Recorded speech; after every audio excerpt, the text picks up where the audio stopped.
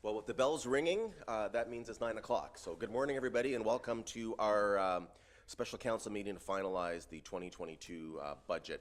I'd like to call the meeting to order, and I'm going to ask everyone if we can take a moment and stand for a moment of silence in honor of the passing of Belleville Senators owner Eugene Melnick, who passed away yesterday at 62 years of age.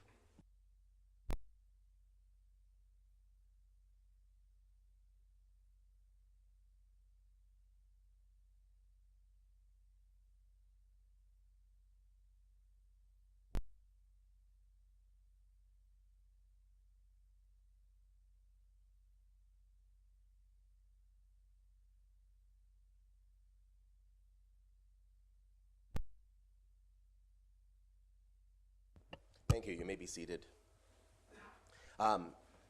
In recognition of Mr. Melnick's passing, flags at City Hall are being lowered to half staff, as well as the Quinte Sports and Wellness Center for the remainder of the week.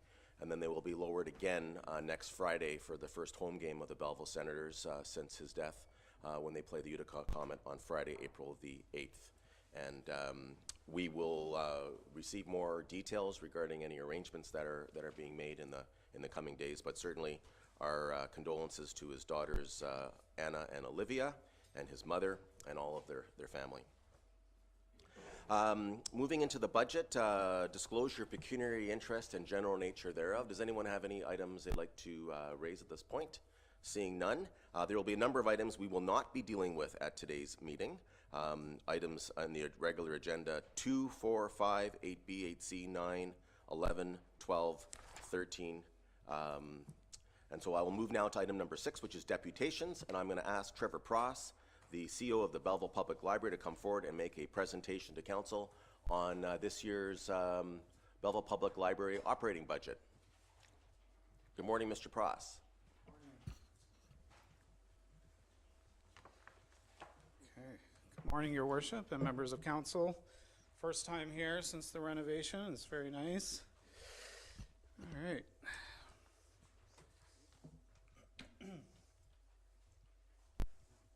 Okay, so thank you, Your Worship, members of council. My name is Trevor Pross. I'm here from the Belleville Public Library, and it's a very brief presentation for you. I'm going to go over some of our stats, some of the components to the increase we're looking for, and just talk a little bit of the gallery.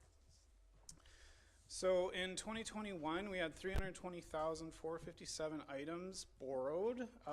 That is a decrease from our pre-pandemic levels, but it's a good increase of 14% over our 2020. 86,935 digital titles. So we have a total of 27% of our borrowing is digital. 30% digital in 2020, as we saw with the closures, our digital just took right off. Between the digital and the in-person, we had 32,984 people attend programs in 2021. That is a decrease because, again, with the pandemic, we saw a massive increase in digital programming. The library and gallery received a total of $10,976 in donations, and a lot of the reduction in that number is from our friend's bookstore being closed. They're open again, and they're supporting the library throughout, so we do appreciate that.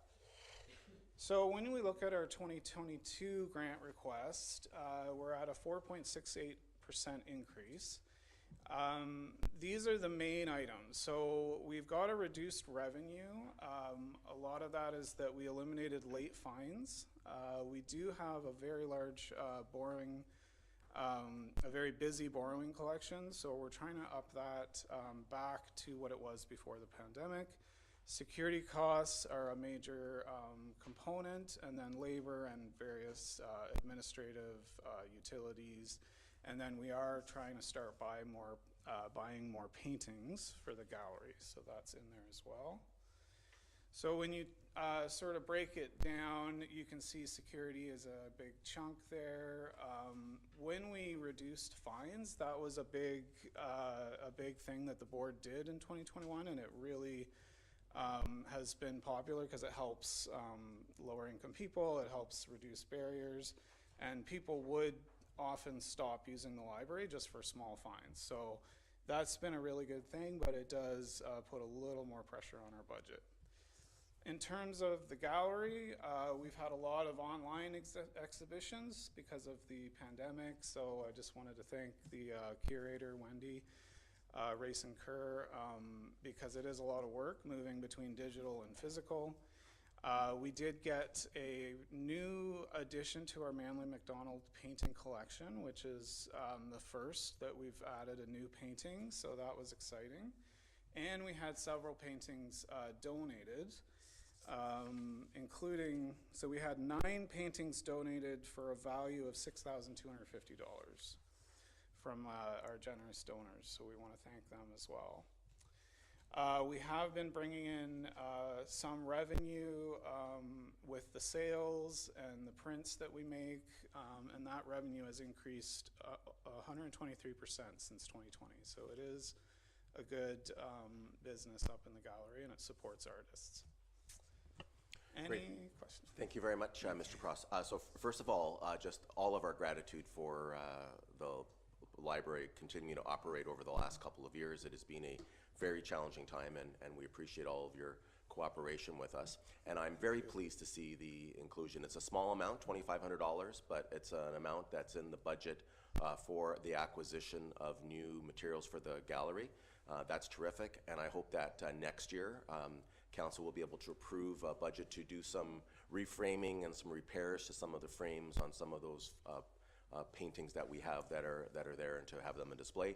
It's wonderful to see here on the 4th floor, both in the lobby here, but also in my office, pictures that are in storage typically, but they're now on display so people can see it. So thank you very much for all the efforts of you and your staff, and of course Ms. Kerr.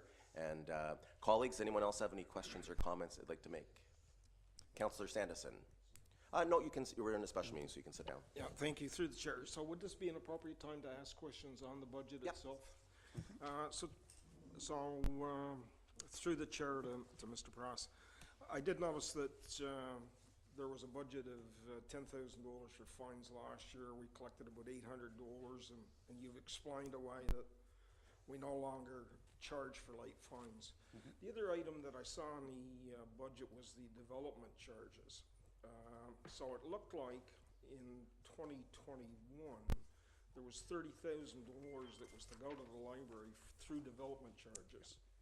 It doesn't appear that it went, and I see that we've got $40,000 in there from development charges for this year. So I don't know whether it's best directed to yourself or perhaps the Director of Finance, but are we confident that we're going to be able to provide that $40,000 to the library? Through the chair to Councillor Sanderson, yes, they have the money in reserve for development charges. I would note that on the library's presentation, their actuals are reflected as of February, sometime in February. So we're continuing to do year-end entries, and the entry for the development charges for 2021 is just outstanding. We just haven't done it yet. Thank you. Okay. Councillor Alsop. Yes, thank you, Chair, and through you to Mr. Prost. I just had a question regarding the administrative expenses, particularly the consulting fees. I see that in 2021 we budgeted $2,000 and only spent $806, and then the budget is up 625% to $14,500 this year. Just wondering what the nature of the need for more consulting was. Yeah, and through your worship to Councillor also, it's a big increase. We didn't do a lot over the past couple of years, so it's about pay equity. We did our main pay equity work in 1990s, and then over the years we've gradually tried to update it, so it's just through our legal requirements that we need to maintain a pay equity plan, and then a consultant will help us to make sure that we're all properly following that plan, and then the administrative staff is the main reason why that's bumped up quite a bit, is because we haven't done the administrative pay equity. So those employees, there's 4 of us, haven't had our plan updated since 1990s. So it's just to bring us up to our current obligations with pay equity. That's the main one. And then we do usually use that consultant fee here and there for a few things, but over the past couple of years with the pandemic, everything kind of went right down and we didn't use it. So hasn't been used, and then now we're gonna find we really need it in this year. So the board thought that was prudent there. So thank you. Anyone else? All right, well, thank you very much, Mr. Pross, for your deputation and for the presentation. And again, please extend our gratitude to all of the women and men who work at the Belleville Public Library. And as we come back to what will be the new normal, we appreciate everyone's efforts. Great, thank you, Your Worship. Thank All you, right, so I'm Council. looking for a resolution that the presentation by Trevor Pross, CEO of the Belleville Public Library, be received and referred to correspondence item 7.1 and operating issue D1-1. Moved by Councillor Carr, seconded by Councillor Feeney. All in favor? It's carried. I'd like to now call upon Police Service Board Vice Chair, Councillor Kelly McCaw, to come forward. I know she'll be introducing the Chief for the 2022 police budget. Good morning, Councillor McCaw. Good morning. It's that time of year again. It's the fourth operating budget I've spent with most of you, maybe the first with two of you.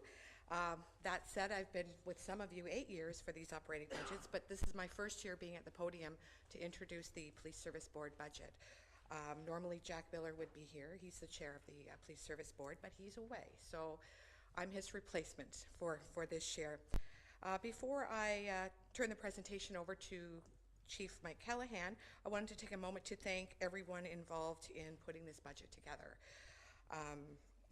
That would include the Chief himself, Deputy Chief Barry, many members of the police service, the Budget Committee, Ms. Heather Smith, Mr. Murray Angus, and most importantly, all the senior staff that take the time to put, they put hours into a budget like this.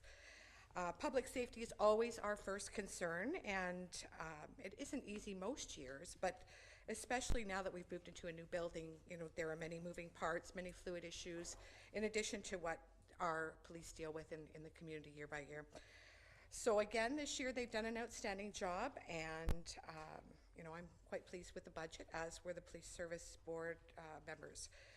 So now I will turn things over to Chief Mike Callahan for a comprehensive look into the 2022 operating budget for the Belleville Police Service.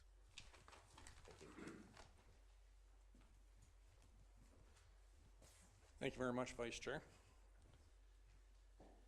City Council members and Mr. Mayor and city staff, thank you for the opportunity to come before you today and have a conversation about our budget.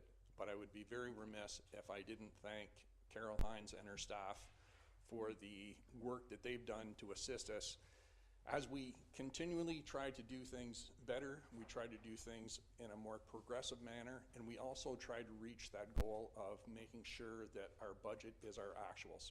And I was saying to Carol this morning, we had a conversation back in 2019, it was in the spring of 2019, and we've been working towards that goal ever since then. So as we continue to move forward, we're trying to streamline the process, we're trying to be more effective and more efficient in the delivery of our budget, but also the delivery of our services. I would also be very remiss if I didn't thank my staff for the excellent work that they've done in assisting me to be able to be here today in front of you and provide a budget which we believe is a very fair budget. We're very cognizant of the tight times that everybody is living in, and we've tried to ensure that we meet those goals. One of the biggest challenges that we face in a budget is that we are not a revenue generating organization. And when you look at our budget being 95.6% salaries and benefits, that puts us behind the 8 ball even to start with. So when we start to ensure that we're trying to do the community outreach programs, we're trying to do those things that are so important to our community safety, there's a finite amount of finances that are available to us.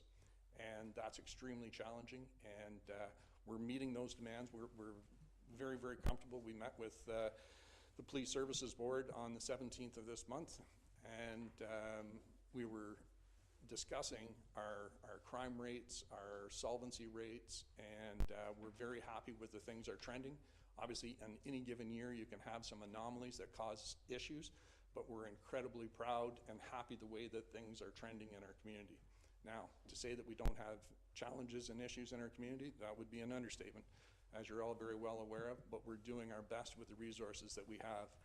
Just to give you an example, in January and February of this year, we had an increase of 684 calls between those 2 months over 2021.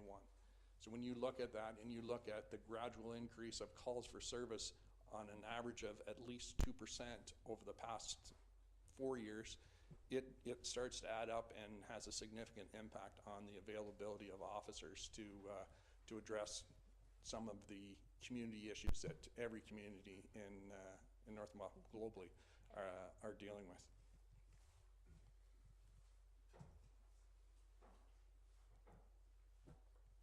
So I've hit some of the highlights. So when you see, obviously, you have a copy of our operating budget. We're 6.04%, or an increase of $1.2 million.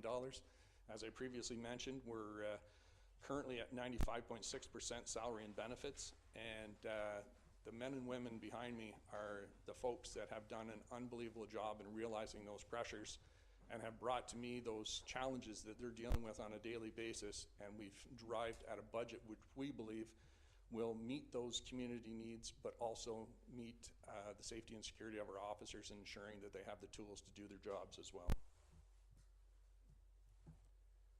When you look at our actual net operating budget, the increase from 21 to 22 was actually 1.1%.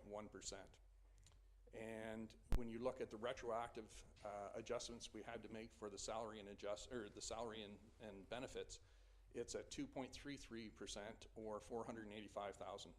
And some of those significant contributing budget impact factors are a negotiated salary increase of 2.2%, the addition of 2 special constable positions to the cell block attendant program. And I can tell you, in any policing organization across the world globally, right now, on an internal issue, your single greatest liability is your cell block, and ensuring that those individuals are properly cared for and that they're also being observed to ensure that they're not harming themselves. We also have an increase in the LTD premium package, which was $220,000. We have increased building operating costs, increase to our fleet operating costs. Obviously, we're all hit with the challenges right now of fuel costs, and our legislated training needs. I just want to expand on the legislated training needs for 1 second. We have a young police service, and when we were looking at the demographics of our police service, we realized that we wanted to be in a position where we're not going to have a huge vacancy at any given year. So when we looked at it, we were saying, okay, we need to make sure that we're bringing on some new people. And one of those challenges is that when you hire people, you have to train them, and you have to provide that legislative training. Now, this year, at the beginning of the year, we had a request for training of $344,000, and we've pared that down to a little bit less than half. So again, we're looking at dates and times that we have to meet those legislative requirements for that training, but at the same time, ensuring that we're able to provide those services and those officers on the street, as well as the support staff as well. So to point out some of the specific increases that we've been hit with, heating, 107% increase. And I was speaking with Mr. Carbrandt, and it's my understanding that the RFP for the siding on the building is going out in April, and with an installation date of June or early July, which will be awesome. Our water, it's increased 162%, sewer, 139%, insurance, 15% increase. Radio maintenance costs, 86% increase. Investigative costs, and this is where the complexity of the investigations that we're doing right now are becoming ever so difficult to track, and that's the reason why when I come to the Police Services Board and then subsequently City Council looking for additional pieces of software, it cuts the time down and it gives the officers the opportunity to do those investigations, especially with the cyber crimes and the internet child luring. And once we have those computers, we have to have the equipment to be able to break into them and open them up to gain the photos or the digital evidence that we require. Every single year, manufacturers come out with new stuff and you have to stay on top of it. And if you don't, it's very, very unfortunate.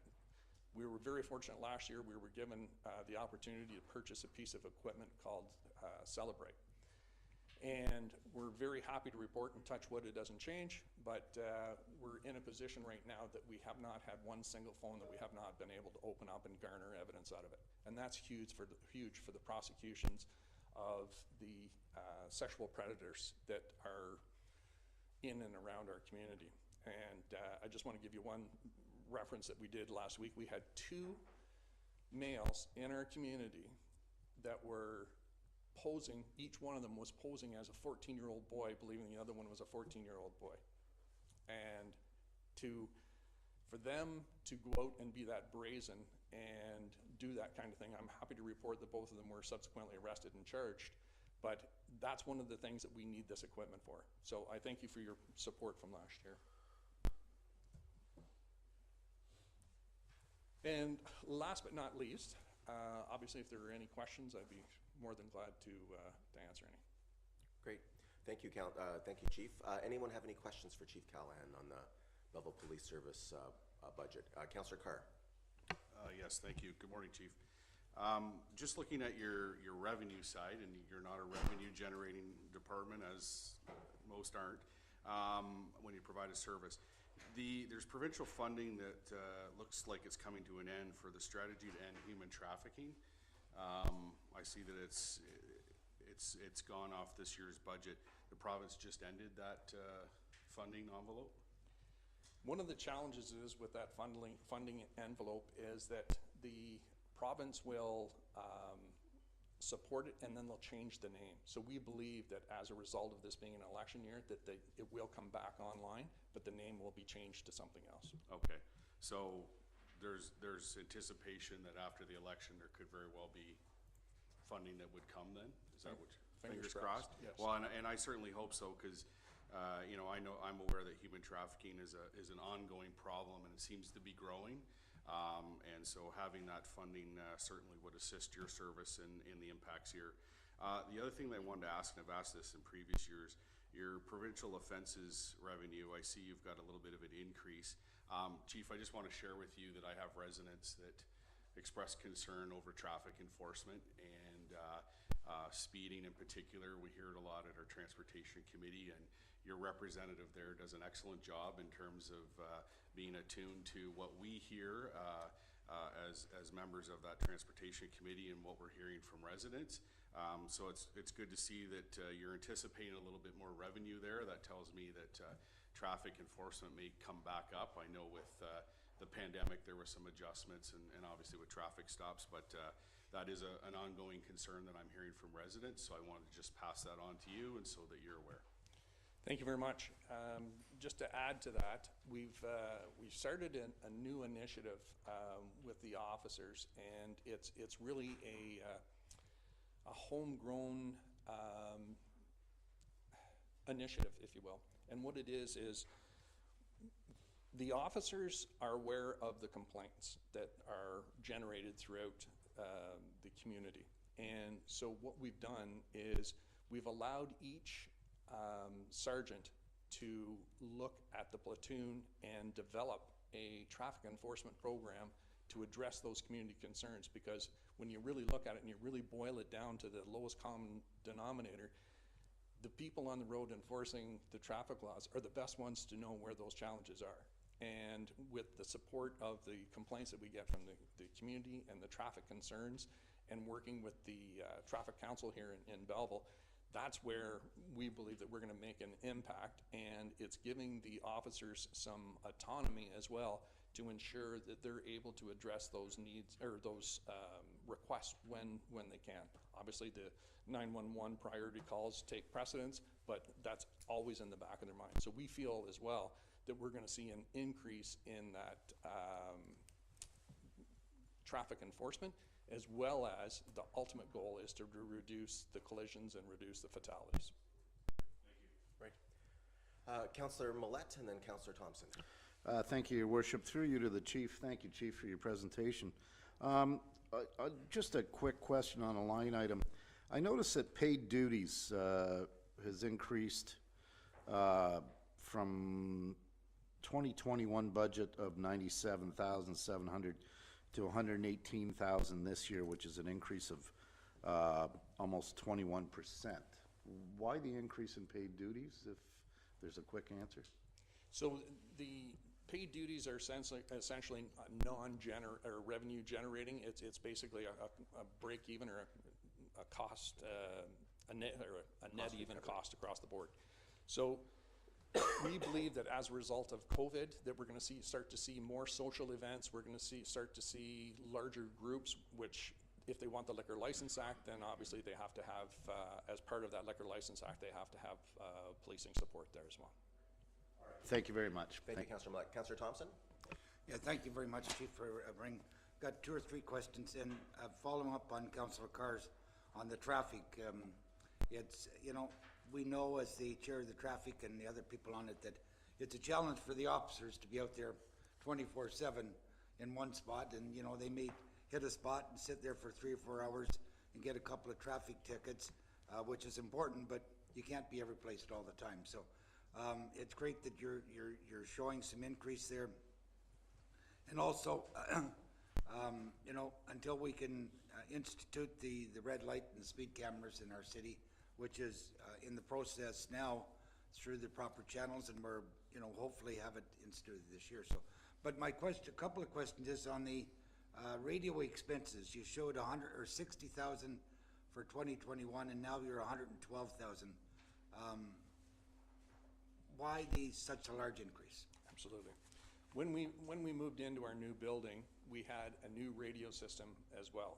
And with that new radio system, you get your first year warranty free. So any type of upgrades, it's like a car, any type of new upgrades or any type of software development that may be added during that year, you get free. Now, as a result of being over that 1-year warranty, we're having to pay for that maintenance agreement. Now, the nice thing is with that maintenance agreement is that essentially if we have a major fault or we have an issue with radio communications, we're going to get immediate support. And I can tell you many years ago, but being a patrol officer, the #1 fear is losing communication, not only for the officers, but for the dispatchers as well. When you don't have radio communications with somebody that's under a very stressful situation, it's a very, very bad feeling and causes a lot of concern for everybody. But we're very happy with the radio system. We haven't had any malfunctions. We have redundancy built into the system. And as we start to move forward, we build capacity into the system that we will be able to communicate with other city partners as well, which we feel is huge. And obviously in a major incident or a natural disaster here in Belleville, communication is the #1 thing, and it's always the #1 thing as well that breaks down. So that fee then will pretty well be that fee for each year now, around $100,000? I believe it's around 71 and change, or It's 112. okay. So that, yeah. So that's the you're correct. It is 112. Yeah. Yep, okay. Moving forward, yes, it will be. Okay, and then the last question, or just the last statement, or one statement, is that, you know, those 4 or 5 items that you put up there were $150,000 just in water, sewer, and so on and so forth. So, you know, those are something you can't change, unfortunately. So that adds to your budget. The other last question is on mental health training for officers. I asked it every year, and it's becoming more and more important. Where is that built into your budget? It's built in under our safeguarding program. So we have numerous different types of programs. We have our peer support program, we do our road to mental readiness program, and we also do the safeguarding. And we are looking at safeguarding. So each year we look at increasing that safeguarding, and basically that safeguarding right now is designed for individuals who are in positions that are very mentally demanding whether it be someone who is an investigator, we'll say, in internet child luring, yep, child exploitation, even in our some of our investigative positions, we have them speak with a psychologist and or psychiatrist once a year. And it's really, if you really boil it down, essentially, you go to a doctor once a year for your physical health. Why wouldn't you go to a doctor for your mental health? we're looking at expanding that program. Good. We understand and appreciate too that there's a dollar value attached to that, and we're trying to ensure that right now, as we progressively move forward, that we're hitting those positions that are the most vulnerable within our organization. And the reason I ask that is if we don't try to combat it on an ongoing basis, the WSIB goes up because then they're off. So I feel it's important that we pay fairly strict attention to the mental health for these officers, because the situations that these officers must be in on a daily basis would be very strenuous on the mental health. So I couldn't agree with you more. So as long as you feel you're comfortable with the expense or the budget line in there, then that's good by me. And we're going to, as I mentioned, we're going to continually move forward with that safeguarding protocol and program. And I could not agree with you more. I am a firm believer that, especially when it comes to mental health, that an ounce of prevention is worth 10 pounds of cure. Yep. Thank you, Chief. Great, thank you, Councillor Thompson. Councillor Alsop. Yes, thank you, Chair, and through you to Chief Callahan. Thank you for your presentation today. Just looking through the expenditures here, and obviously we've seen that heat, electricity, water, and sewer have all risen over the last 3 years, which is understandable, but I did notice that there was a rather precipitous drop in postage and courier. Have we done something new around how we do postage and courier, or just less needed now than it used to be? A little bit of that, yes. A little bit of less, but we're also looking at other opportunities, including the direct sending of stuff digitally instead of sending hard copies, as well as our courier services. Just the need hasn't been there. So we're hoping that trend continues, but don't know for sure. Perfect. And then the other question I had was just around the clothing budget. Quite substantially down from last year as well. So with that, our vests have a expiry date on them. And so every 5 years, these vests have to be replaced. And when you think about seeing an officer walk around in the summer and see how hot it is and they're wearing that vest, believe it or not, the perspiration, the salt in it, there's a concern that it may break down the Kevlar material in the vest. So every 5 years we have to replace that. So every now and then we're going to see a spike or an anomaly in the clothing budget due to that fact that we're going to see an increase in vests. What you'll see last year was we had a spike, and that was as a result of some of the 2020 vests that we had ordered came in on the 2021 budget, and that was because of COVID and not being able to get the Kevlar material. Okay. So that was that anomaly and that spike, and we should not see that moving forward. We're going to see a small spike, but it won't be where it was last year. Great, thank you. You're welcome. Okay, thank you, Councillor Alsop. Anyone else? Councillor Sanderson. Thank you. Thank you. Through the chair, just a couple comments. Council would have noticed in the budget that the legal costs are $20,000 for this year, and previous year was $138,000. Year before that was 75, and the year before that was 50. So I did have the opportunity to talk with Chief Callahan and the Vice Chair, and basically the legal costs at 20 are sufficient in that most of the legal costs previously were matters that have come to a conclusion. And final comment is just, I'd like to thank the chief and his entire team for this budget. When you think that 95.6% of it is salary, we get a tremendous bang for our buck in terms of the services that are provided to the community.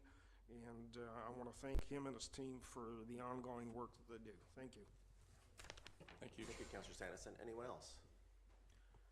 All right, well, Chief, first of all, on behalf of all of us, thank you to the women and men that you lead for keeping our community safe and all the work that you do. I'm very, very excited about the next week's events, recognizing milestones for members of the Belleville Police Service, and that's an exciting time, and we're so grateful for the work everyone does. Just 3 quick things, and I think that you probably, and certainly Deputy Chief Barry would appreciate me raising this. So, often we get contacted by residents with speeding complaints or whatnot, and the most appropriate way for residents to report an issue is to go to the Belleville Police Service website. There is a hot button or a link right on the main page where you can go and report an issue. And that issue then comes in and it generates an incident report or a process on your part, and so that you can respond to it. You know, contacting members of council and then us contacting the police, there are a number of issues, including privacy, I'm assuming, Chief? And is that the way that you prefer for people to report an issue? That's correct. Thank you, Mr. Mayor. Okay. Secondly, I know we can't speak a lot about the specifics, but at the last Police Service Board meeting, you reported about the Belleville Police Service members who were invited and were requested and went to the City of Ottawa to assist with their illegal occupation.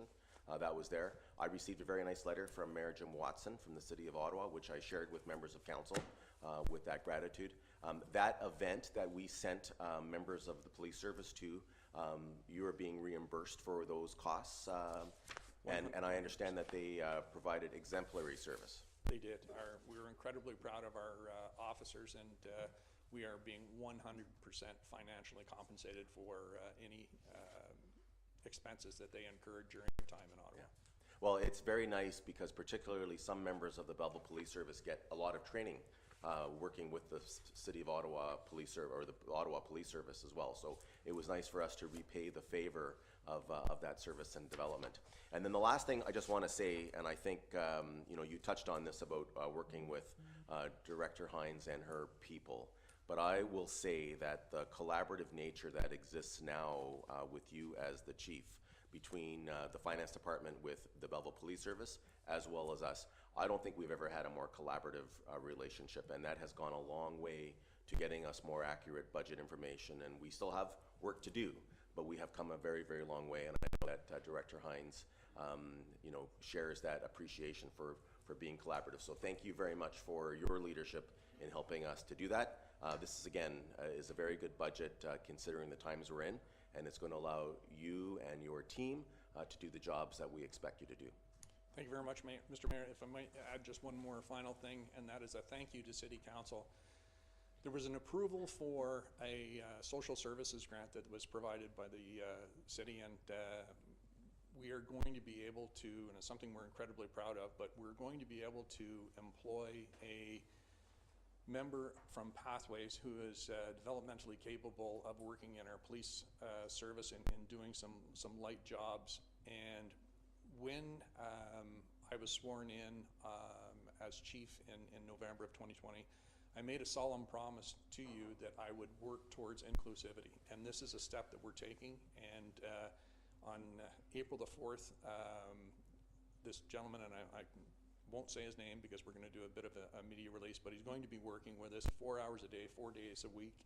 And I believe that this is an incredible and really, really important step forward in our community, recognizing the capabilities of members of our community and giving them the opportunity to do meaningful work. So I thank you from the bottom of my heart, because it's something very near and dear to me.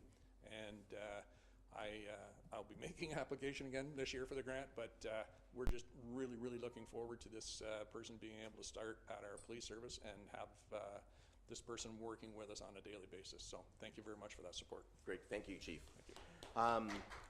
So we are looking for a resolution that the presentation by Board Vice Chair Councillor McCaw and Police Chief Mike Callahan regarding the 2022 police budget be received and referred to correspondence item 7.2 and operating issue number D1-2. Moved by Councillor Sanderson, seconded by Councillor Alsop. All in favor? It's carried. And now it's my pleasure to welcome Steve Cook, the Executive Director of the Belleville General Hospital Foundation, to come forward. Good morning, Mr. Cook.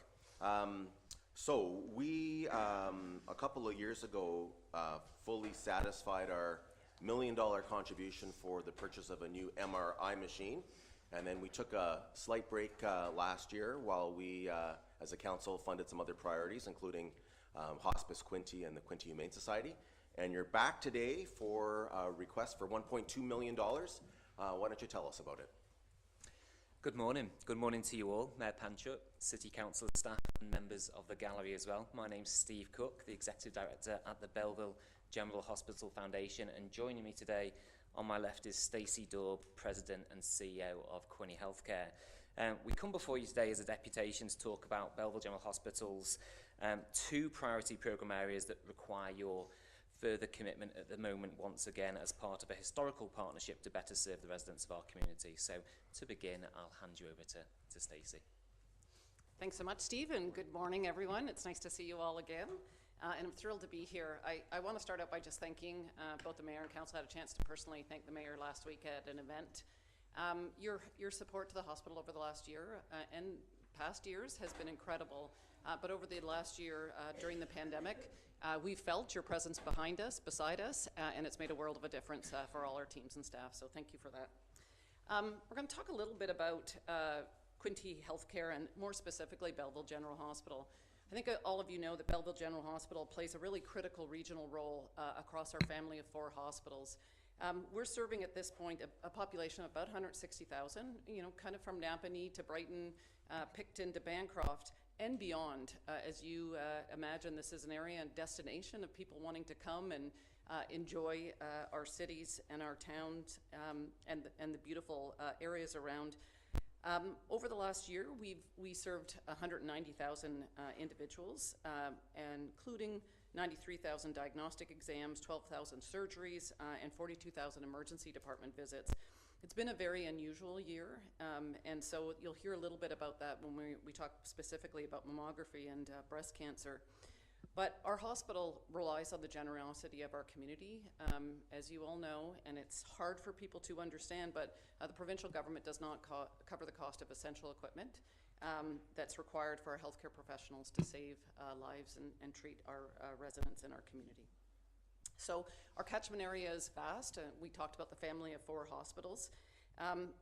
It's really designed to be a network of hospitals. So one of our mantras really has been about care close to home and how can we make sure that we get care as close to home. And that might mean, you know, in your local town, it might mean at Belleville General, and then it might mean in coordination with some of our regional centers like Kingston. Belleville plays a critical role in that as a regional center that provides some of the higher end services like neonatal services, mental health, pediatrics, and a lot of our advanced diagnostics, and our cancer program is run out of the Belleville site. And at my last presentation, I talked a lot about cancer, and I think the opportunity to really think about growing that program in our region. It's one where people traveling for chemotherapy and other types of services, it's very, very challenging. So we want to really be thoughtful about what services we offer closer to home.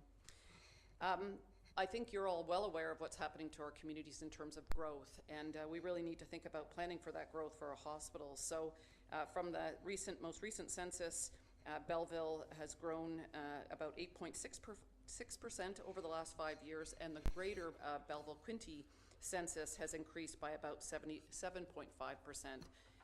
And just as we have to think about the police services and our schools, we also need to think about our hospitals and growing them in partnership. We have a really amazing partnership with our foundations, including with the Belleville General Foundation. I'm very thrilled to see we have 2 volunteers, Heather Smith and Peter Knutson, here today. These people, they're volunteers. They do this to support their community. So that partnership's really important, and one of the areas that they really have focused on is our support to our cancer and oncology center. At present, we have a level 3 oncology center. We have 3 oncologists with the potential of growing that over the next number of years. And as all of you know, advanced diagnostics play a critical role in both the diagnosis, but also the treatment and management of people with cancer. Breast cancer is unfortunately one of the more prevalent diseases in our population. About 1 in 8 women across Ontario are diagnosed with the disease. And our comprehensive cancer screening program, breast screening program, in Quinney Healthcare operates both in the Trenton site and the Belleville site to give people ease of access to those diagnostic services. We have really seen a reduction in our breast cancer diagnostic, and this is a phenomenon that's happening across the province. With the pandemic, people have been less likely to see their family physicians, so they've been less likely then to be referred on for diagnostics. The diagnostics have been slowed down because some of the shutdowns that have happened over the province. We've worked really hard to try and minimize the impact of the pandemic, especially through this the last wave. We kept our diagnostic imaging services going, but what it really means is we have an incredible backlog of diagnostic imagings, including mammography. So it's really important to address this backlog, and we have a whole priority system that we're working on. But one of the opportunities is really to think about making sure that we have the right equipment to be as efficient as possible and really be able to get the right diagnosis at the right time in the fastest manner. Our existing mammography machines were installed in 2010, so they're approaching 13 years old. And there is a huge degradation in both the image quality due to the machine's age and concern over time that we won't meet the mammography standards that are required. So it is integral for us in terms of serving women that we have the highest quality of images to be able to really diagnose breast cancer as quickly and as soon as possible. That early diagnosis obviously has a profound effect on women and their families, but it also has a profound effect on the treatment and the cost of that treatment for individuals. So the new machines today, just like every other piece of technology, think about your phone in 2010, you can imagine what the difference is in a mammography machine. They offer a 415% increase in invasive tissue detection. They have 3D capability, they have lower radiation, which is really important, and they reduce the reduction of false positive recalls. So this piece of equipment is around $810,000 in terms of both the equipment and installation to house the equipment.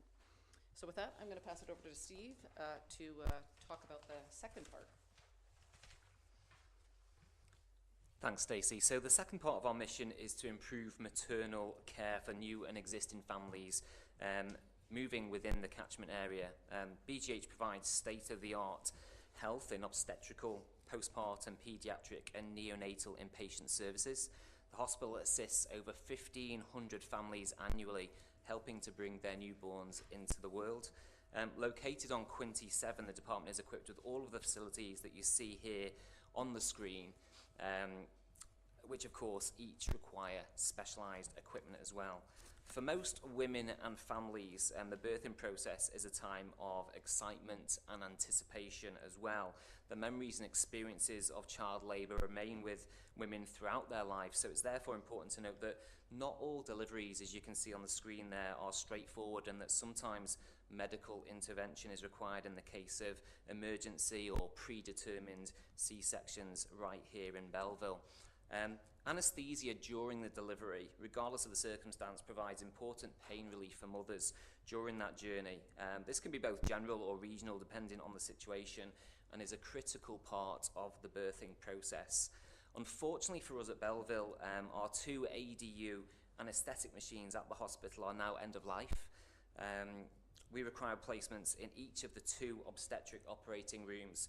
So doctors at BGH use these machines every day for the benefit and comfort of our patients. Alongside these critical pieces, the department also requires a complete overhaul of our fetal monitoring systems. The current monitors were purchased in 2013 and are essential for the obstetrical unit to provide safe and quality care as well. So essentially, to keep this important regional service functioning as it should for our children and families of the region, we need your support to purchase 2 new ADU anaesthetic machines at a cost of $235,158, along with 8 departmental monitoring systems at $202,222 for a total contribution for that department of $437,380.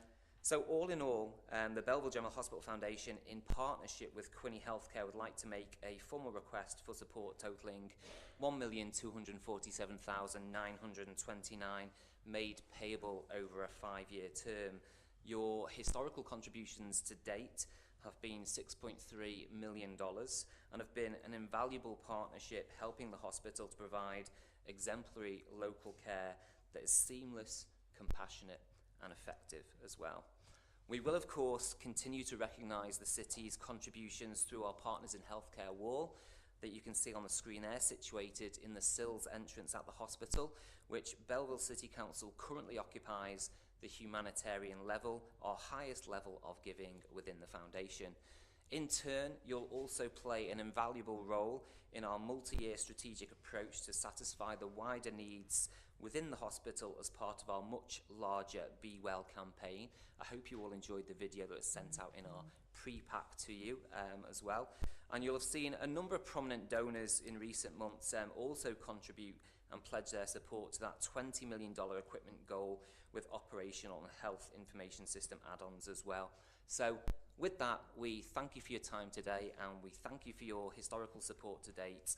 You do have a comprehensive pack that was sent out that hopefully should answer some of the further details, and thank you for your time. Great, thank you. Before you go away, I'll see if anyone has any questions. Councillor Feeney. It's not a question, it's a comment. As a breast cancer survivor, I'm living proof that early detection, is critical. So I'm definitely in support of the purchase of this equipment. Thank you. Thank you. Great. Councillor Alsop. Yes, thank you, and much like Councillor Feeney, just a comment. I want to thank you both for the great work you're doing for our community. My best friend and business partner sister, who is 31, is going through a battle with breast cancer at the moment, and it is something that affects people of all ages. It's a very difficult thing for families, and whatever we can do to be able to detect it earlier and get treatment that is more effective and more quickly delivered is fantastic. And also, 2 of the 1,400 babies that were delivered at Quinte Healthcare last year were mine. Oh, So congratulations. thank you very much. Yeah, we had twins, so. Congratulations. And we really appreciate all the support from everyone at Quinte 7. They did spend some time in the NICU as well, and we really felt that everyone on that floor did a great job of bringing that sense of care to healthcare and making us feel that we're really well cared for. So thank you very much. Congratulations. They're a special team, and Thank you. Great. Councillor Thompson. Yeah, thank you very much for your presentation. We all know how healthcare is so important to everyday life. My one concern is in the psychiatric wards. Do we still need more psychiatric people or psychologists or what? psychiatrists, yes, absolutely, we do. We actually have I don't know how many of you know, but our chief of staff is actually a psychiatrist, Dr. Colin McPherson. He does an incredible job, but he pretty much works every weekend on call because of the lack of psychiatrists in our region. We're currently in the market for 5, and I know recently there's been discussions about how council can help us on specialist. You're already helping on, on primary care, the nurse practitioner-led clinic, the nursing, and I think the specialist support is going to be really important. Not for today, but I really do think we need to have some renewed conversations about health human resources and how we are going to make this area as a magnet. I think we have so much to offer, but the competition is fierce, and the situation is rather dire. So I am working very hard behind the scenes with partners like Loyalist and others, and very interested in working across our municipalities to think about how we bring strong services across. But psychiatry is a real issue for us. So is it more of is there not enough coming through schooling, or is it just the competition out there? Yeah, so it's competition, and often some of the psychiatrists are drawn to the larger cities, so we have to find new and different ways, I think, of offering the programs and services in communities like this. It's a both. It's a smaller specialty for sure. I just stress it because I did with the police, and I agree. And we are in a world where psychiatry is more and more important because we have health issues out there with mental health. So I appreciate you raising mental health. It's very much on my mind. thank you. All right, anyone else? Okay, well, Mr. Cook and Ms. Dobb, thank you very much for coming. So we have a proposal for the 1.2 million over 5 years for maternal and mammography, and the council will consider that later on. Thank you very much for coming today, and thank you to all your, the staff and the team at Quinte Healthcare for all that you do for our community. Colleagues, I'm looking for a resolution that the presentation by Steve Cook, Executive Director of the Belleville General Hospital Foundation, be received and referred to operating issue number D6-14. Moved by Councillor Alsop, seconded by Councillor McCaw. All in favor? It's carried. And so what we'll do is we'll go through the correspondence, and we'll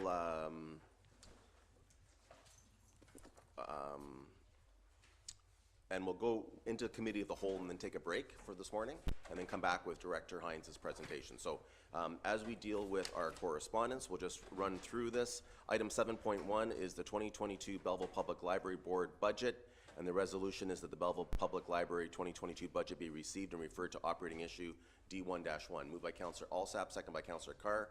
All in favor? It's carried.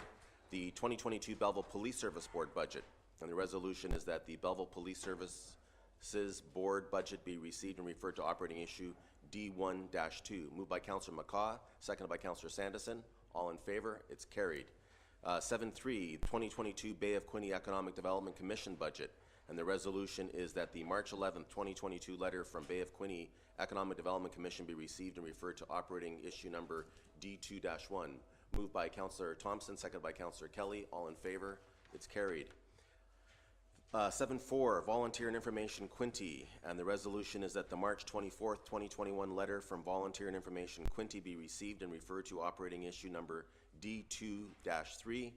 Moved by Councillor Sanderson, seconded by Councillor Feeney. All in favor? It's carried. 7.5, the 2022 Quinte Conservation Budget, and the resolution is that the letter dated February 17th, 2022 from Bradley McNevin, Chief Administrative Officer, Quinte Conservation, be received and referred to operating issue number D2-4. Moved by Councillor Carr, seconded by Councillor Mollette. All in favor? It's carried. 7.6, the 2022 Sterling Rawdon and District Recreation Center budget. The resolution is that the Sterling Rawdon and District Recreation Center Arena Board proposed 2022 budget be received and referred to operating issue number D2-5. Moved by Councillor Sanderson, seconded by Councillor Feeney. All in favor? It's carried. The 2022 Hastings County Joint Services budgets, and the resolution is that the Hastings County Joint Services budgets be received and referred as follows. Hastings Quinte 911 to operating issue number D2-6. Provincial Offenses to operating issue number D3-1. Emergency Medical Services to operating issue number D3-2. Community and Human Services to operating issues number D3-3. And D3-4 Hastings Manor to operating issue D3-5. And lastly, Centennial Manor to operating issue number D3-6. Moved by Councillor Feeney, seconded by Councillor Alsap. All in favor? It's carried. 7.8, the 2022 MPAC funding request, and the resolution is that the October 18th, 2021 email from Nicole McNeil, President and Chief Administrative Officer of the MPAC Board of Directors, be received and referred to operating issue number D3-7. Moved by Councillor Alsap, seconded by Councillor Carr. All in favor? It's carried. And then the 7.9, the 2022 Hastings Prince Edward Public Health. The resolution is that the February 24th letter from Valerie Dunham, Director of Corporate Services and the Associate CEO, Hastings and Prince Edward Public Health, be received and referred to operating issue D38. Moved by Councillor Sanderson, seconded by Councillor Millette. All in favor? It's carried. And now we need a motion to go into Committee of the Whole to hear and consider reports, passing of recommendations and resolutions with myself in the chair. Moved by Councillor Feeney, seconded by Councillor Alsap. All in favor? It's carried. And we will take a break. It's now 10 o'clock. We'll come back at 10:15, if that's okay, Council, and then we will get into Director Hines' presentation. Thank you.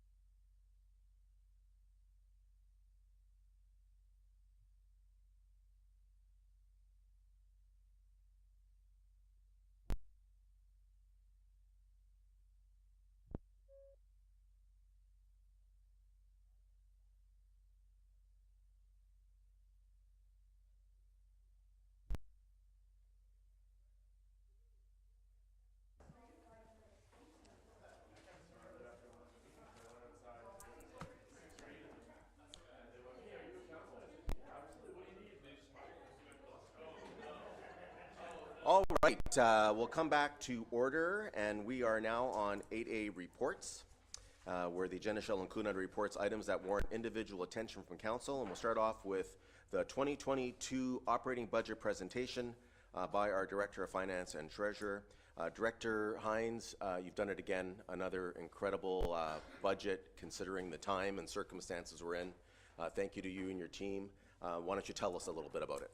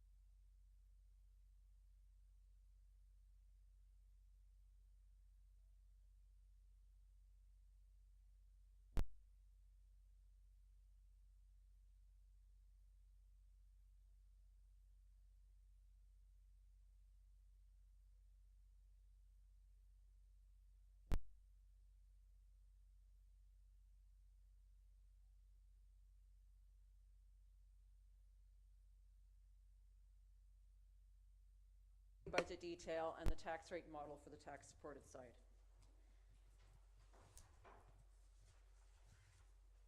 The proposed 2022 operating budget contains several issues which address council priorities, including legislative compliance, being human resources related studies to support city staff, funding for asset management, and Indigenous awareness training. Healthcare, being continued support for our local hospital and further incentives for practitioner recruitment.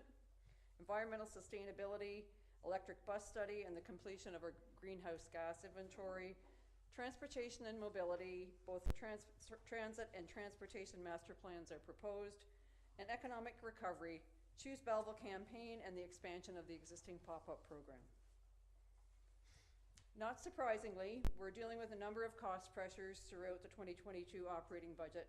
Specifically, a projected increase in fuel costs of 32%, which is our current best estimate for 2022, but we're also anticipating a ripple effect to other areas within our budget, particularly for contracted services, which will also be experiencing an increase in fuel costs. As the operating budget is our best attempt at cost projection at a given point in time, there may be further impacts which have not been considered yet in the budget. The budget also reflects a forecast insurance increase of 17%, effective with our July 1st, 2022 renewal. This follows a 15% increase which became effective on July 1st, 2021. Council will recall the information that was provided to you in your 2022 operating budget package, which outlined our exposure to insurance liability. Unfortunately, no action has been initiated by the province to this point to right the extreme pressures for insurance liability put on municipalities. We're also experiencing increased costs for protective services, specifically police at 6% and fire at 8%. External agencies, the operating budget reflects an increase of 7.52% for social housing and 3.5% for emergency medical services. On a somewhat brighter note this year, the effective measures introduced by the province over the last year have mitigated some of the potential impacts for long-term care, where our increase for 22 is less than 2%. The city's share of social services has actually dropped by 1.35% based on our proportionate share of property assessment. As this area has come in under budget, In recent years, and based on the significance of these costs for the city, we have placed any excess tax levy in reserve to help offset future budget increases. In 2022, we are recommending $100,000 of previous year funding be utilized to offset these costs. Additional funding for our asset management program is proposed given consideration to our pending asset management plan update. The budget also reflects new costs to accommodate or enhance service levels, including transit and electrification of fleet, as well as various social and cultural initiatives. We also have additional funding provided for healthcare initiatives with a 5-year, $1.2 million commitment to the BGH Foundation and an extension to our medical practitioner recruitment program. With respect to the overall city budget, the total combined city and education tax budget for 2022 is $188.9 million, with the city budget portion representing both tax and user rates supported. The city portion of the 2022 operating budget is $170.2 million, and it has increased by $7.6 million or 4.7% from 2021. Education taxes have dropped by $296,000 or 1.57% due to a reallocation of taxes retained on payment in lieu properties. The proposed tax-supported city budget is $140.3 million, and the user rate supported portion is $30 million. The tax-supported budget has increased $6.4 million or 4.74%, while the user rate supported budget has increased by $1.3 million or 4.5%. This graph breaks down the total city budget by funding category.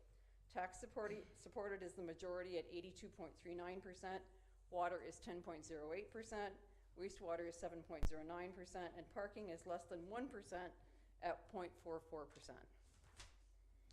Now we move to Section A, or tax supported. The following slides provide some of the highlights of the proposed 2022 operating budget.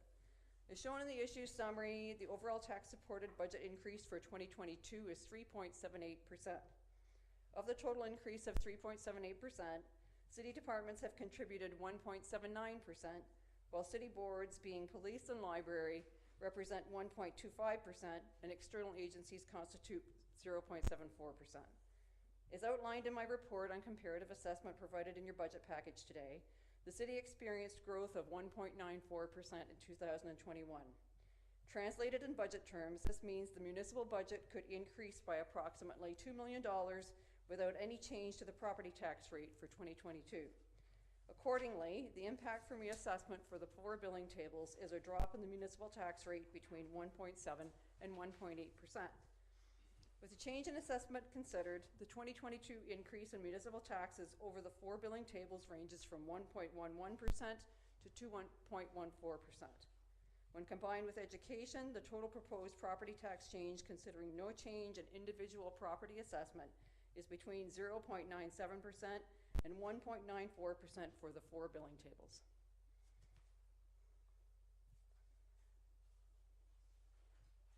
Continuing with some of the 2022 operating budget's key highlights, the total impact of COVID-19 is currently estimated at $1.6 million for 2022, as compared with $4.5 million for 2021 and $2.1 million for 2020. To mitigate the 2022 impact, a transfer of $1.4 million from the Tax Rate Stabilization Reserve Fund has been proposed. The remaining $190,500 in Transit Safe Restart funding has also been applied to transit COVID-19 costs. Your budget details provide a breakdown of the COVID-19 impact for each area. Operating issues proposed for Council's consideration, as mentioned earlier, are the Transportation Master Plan, Transit Master Plan, Transit Electric Bus Visit Feasibility, Fire Community Risk Assessment and Master Plan, and the donation to the Quinte Healthcare Foundation. As noted in my opening comments, an increase in capital funding to support asset management of $500,000 is also proposed.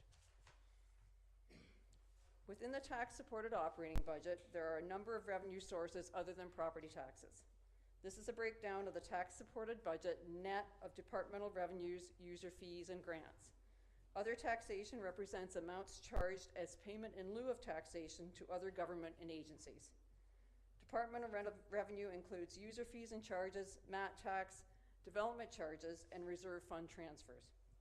Departmental user fees and charges include recreation facility rentals, program fees, transit fares, and passes.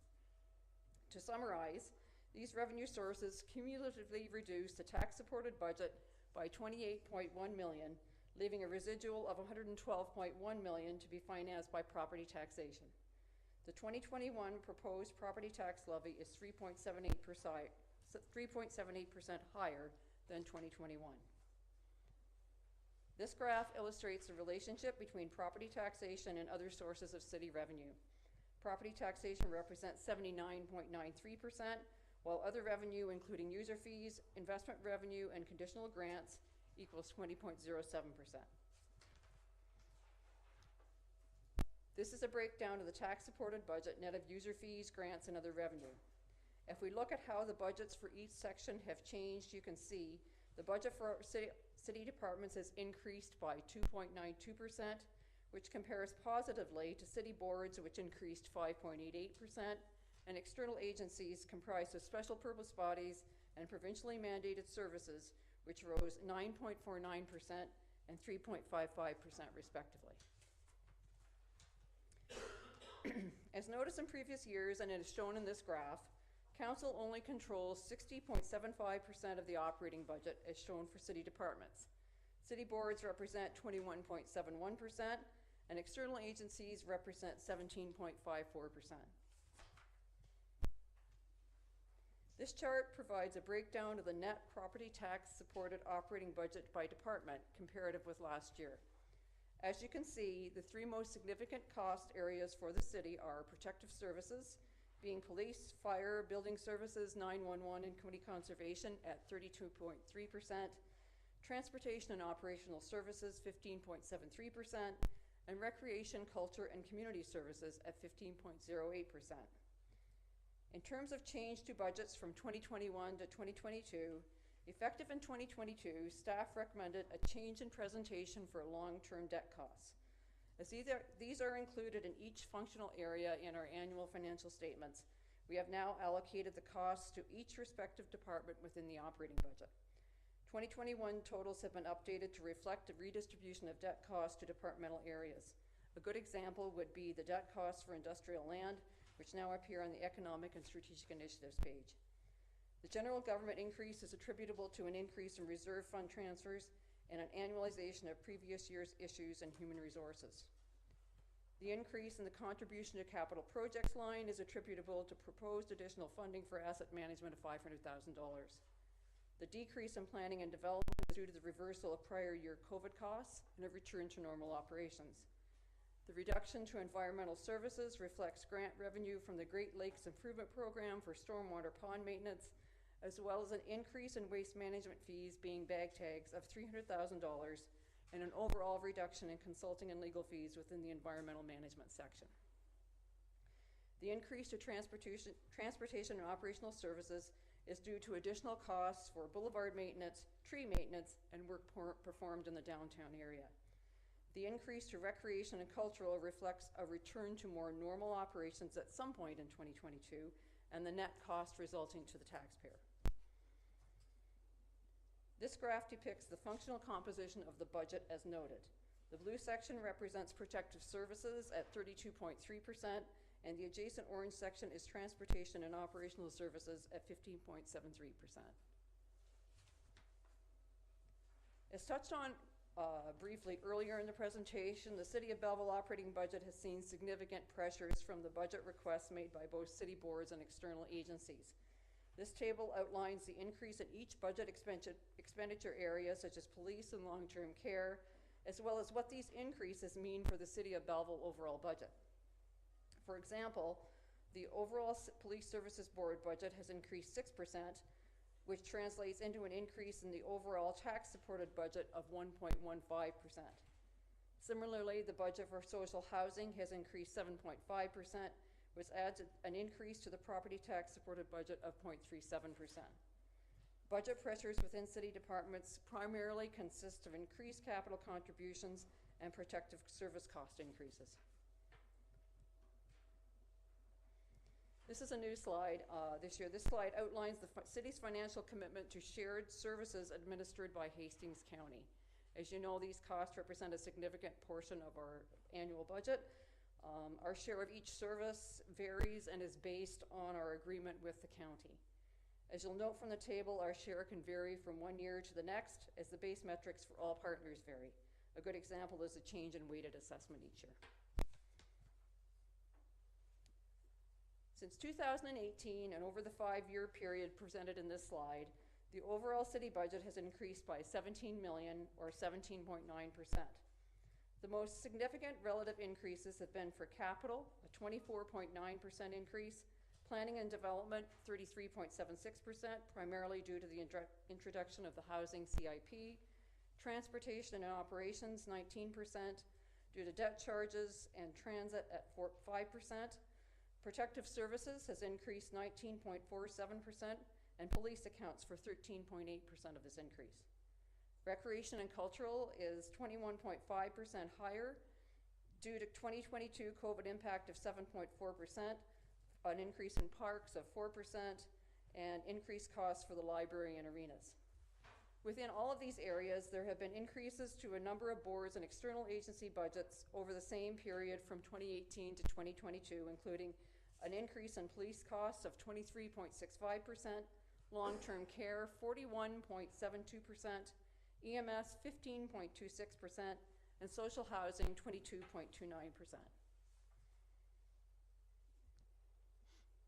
The issue summary provided in your budget package breaks down the operating budget into 3 components: city departments, city boards, and external agencies, to clearly indicate how each area affects the overall budget. The summary starts with the 2021 approved operating budget and breaks down the changes in 2022 by base adjustments, COVID-19 adjustments, and issues. The deferred issue listing was also provided to you in your budget package, and you can see there were a number of other worthwhile issues brought forward in our budget planning discussions. The net cost to the city of these issues for 2022 would be $304,300, and council may expect to see these items presented for consideration in future years. The tax-supported base adjustments are $1,356,800, which represent an increase in the city budget of 1.26%. A summary of the tax-supported base adjustments is included in your budget package. A base budget is the funding required to carry on existing programs at the same level of service as last year. Base adjustments include pre-budget approval items, the impact of inflationary changes, one-time charges and revenue, known and committed items such as insurance and fuel, and annualization of previous year operating issues. Pre-approved items include funding for the capital budget and changes to taxation rebate programs, including the increase to the seniors rebate from $700 to $800 in 2022. This table provides a high-level summary of COVID-19 adjustments for 2022. Your budget documents also include a schedule of COVID-19 adjustments. The most significant items relate to loss of revenue and increased costs of $979,000 for recreation and decline in transit demand of $569,000.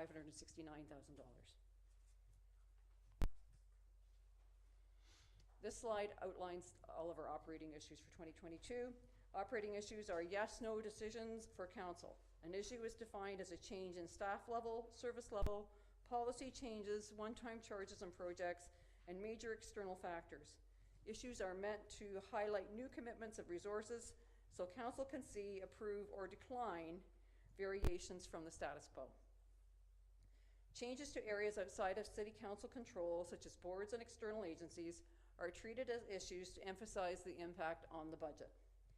To mitigate the impact of the many issues on taxation, transfers from several reserve funds have been utilized as financing in the 2022 operating budget. In the operating issues summary, changes to boards and external agencies are presented first. The chart provides the budget impact for each issue category. Overall, operating issues added 2.52% to the budget for 2022. This slide and the following 4 provide the taxpayer impact based on no change in assessment for 22 for the various taxpayer categories.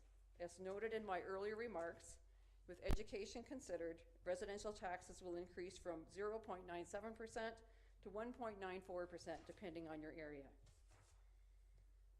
The same applies to farm and managed forest, with increases ranging from 0.97% to 1.94%. The city reduced the multi-residential ratio to 2 in 2020, this being the highest level permitted under municipal tax regulation. Multi-residential properties exist in the Belleville urban and rural tax areas. For these properties, taxes will increase by 1.03% in rural and 2.04% in urban. It should be noted that new multi-residential properties are automatically provided with a ratio of 1, which means they pay the same tax as residential. For commercial taxpayers, city total taxes will increase from 0.78% in the rural area to 1.64% in Belleville urban. And for industrial taxpayers, the combined city and education tax bill will increase by a range of 0.83% to 1.72%. This slide outlines some of the options that have been made previously available for commercial industrial taxpayers. So in reaction to the economic pressures of COVID-19, the province introduced some measures in 2020 designed to provide relief to business property owners. The first significant step in response to long-standing lobbying from business groups was a significant reduction to the education rates for commercial and industrial properties in 2021, resulting in a reduction of 10.2% for commercial and 29.6% for industrial. Also in the 2020 provincial budget, the province provided the ability to create a special small business subclass within the commercial class. Further developments have been provided in 2021 on this matter, and staff have reviewed the guidelines and have determined that there still remain many issues with this concession. These include the definition of a small business set by each municipality and related criteria, the identification of appropriate properties, separation of duties as required under the regulation, the taxation shift to other property classes including residential and industrial, the measurable impact to small businesses as a whole, because many rent facilities and are not property owners and might be excluded from any benefit. Municipal finance groups have generally responded skeptically to the concept but continue to monitor further developments and changes. To date, we are only aware of 2 large municipalities, specifically Ottawa and Toronto, who have elected to use this option. Many others, like the city of Belleville, have reviewed the regulation and determined that it's too technically onerous to consider at this time. This table outlines the billing tables and services provided to each one. As you may recall, the city has 4 tax billing tables. Each table pays for a different level of services as shown in the table. Fire, police, transit, and street lighting and certain debt are referred to as area rated. Fire is based on service levels as provided by urban and volunteer forces. 3 out of 4 tables pay for urban police, with rural paying a reduced levy equivalent to 4% of the total police services board budget. Overall, Belleville urban pays 81.16% of total property taxation, with the remaining 3 tables representing between 2.08% and 8.8% for a total of 18.74%. It should be noted that the transit extension to Ward 2, which commenced in September 2021, has no impact on taxation for Canifton Urban and Canifton Rural, as the cost of the route is being covered by a provincial gas tax. This table reflects the current 2022 share of taxation by property type and the number of properties of each type. There's obviously no direct relationship between the number of properties and the share of taxation. It's all about assessment. Some interesting relationships exist. For example, there are 18,742 residential properties, which represent 90% of all city properties, and they pay 55% of total property taxation. Conversely, there are 824 commercial properties representing 4% of total properties in the city, and they pay 30% of total property taxation. This table addresses properties as classified and provided by MPAC. Within any given property, the assessment may cover a number of tax rates. For example, a farm property may be assessed at both the farm and residential tax rates. As noted in my report on the assessment change from 2021 to 2022, the city has experienced total assessment growth of 1.94%. This represents growth for all property classes. Referring to the table, we have healthy growth in residential of 2.63%, but less than 1% in the multi-residential, commercial, and industrial classes.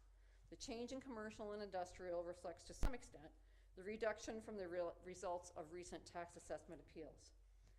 Based on total city property assessment, residential represents 66.02% and commercial is 17.99%. Referring to the previous slide, they pay 55% and 30% of property tax respectively.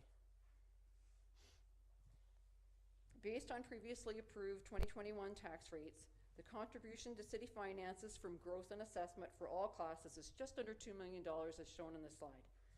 Most of the contribution obviously comes from residential at $1.7 million, where growth has been the most significant. This table details both the total assessment as well as growth since 2021 by billing table. In 2021, Canafton Rural experienced the highest growth at 6.73%, while Canafton Urban had the lowest result at 0.75%. Based on 2022, Belleville Urban carries 74.7% of total assessment, while the remaining three areas represent 25.3%. As noted briefly when highlighting the change in taxation for the multi-residential property class, ratios are regulated by the province and determine the level of each property class taxation relative to the residential class. Altering a tax ratio for any class will impact all of the property classes. For example, lowering the multi-residential ratio below 2 or introducing a reduced small business class would shift more taxation burden to residential and other classes.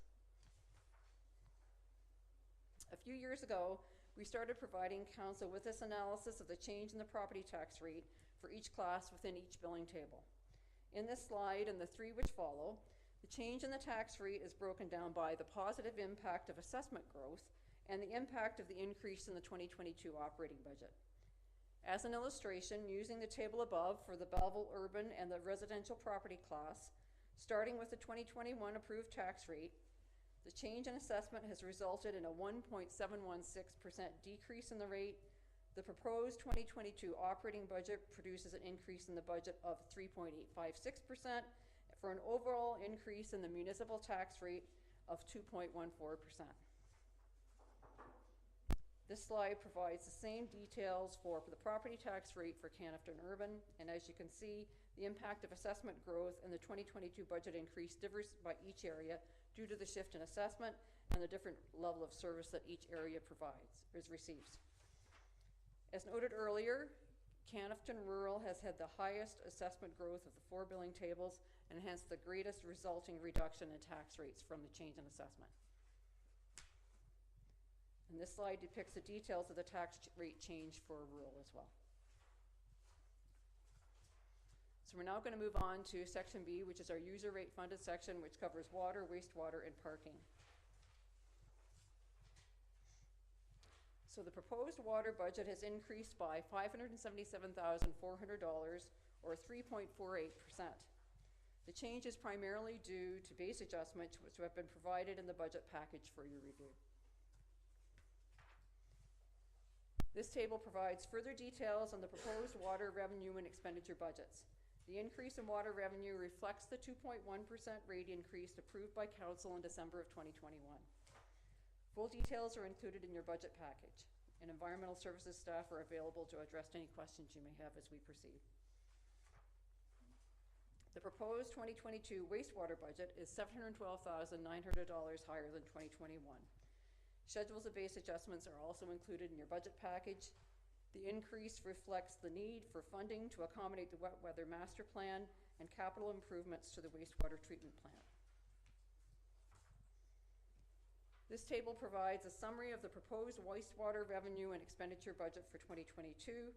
The 2022 budget reflects the approved wastewater surcharge increase of 2.3% from 79.5% to 81.8% for 2022, which is required to ensure there is adequate funding for not only operations, but also the capital improvements plan going forward.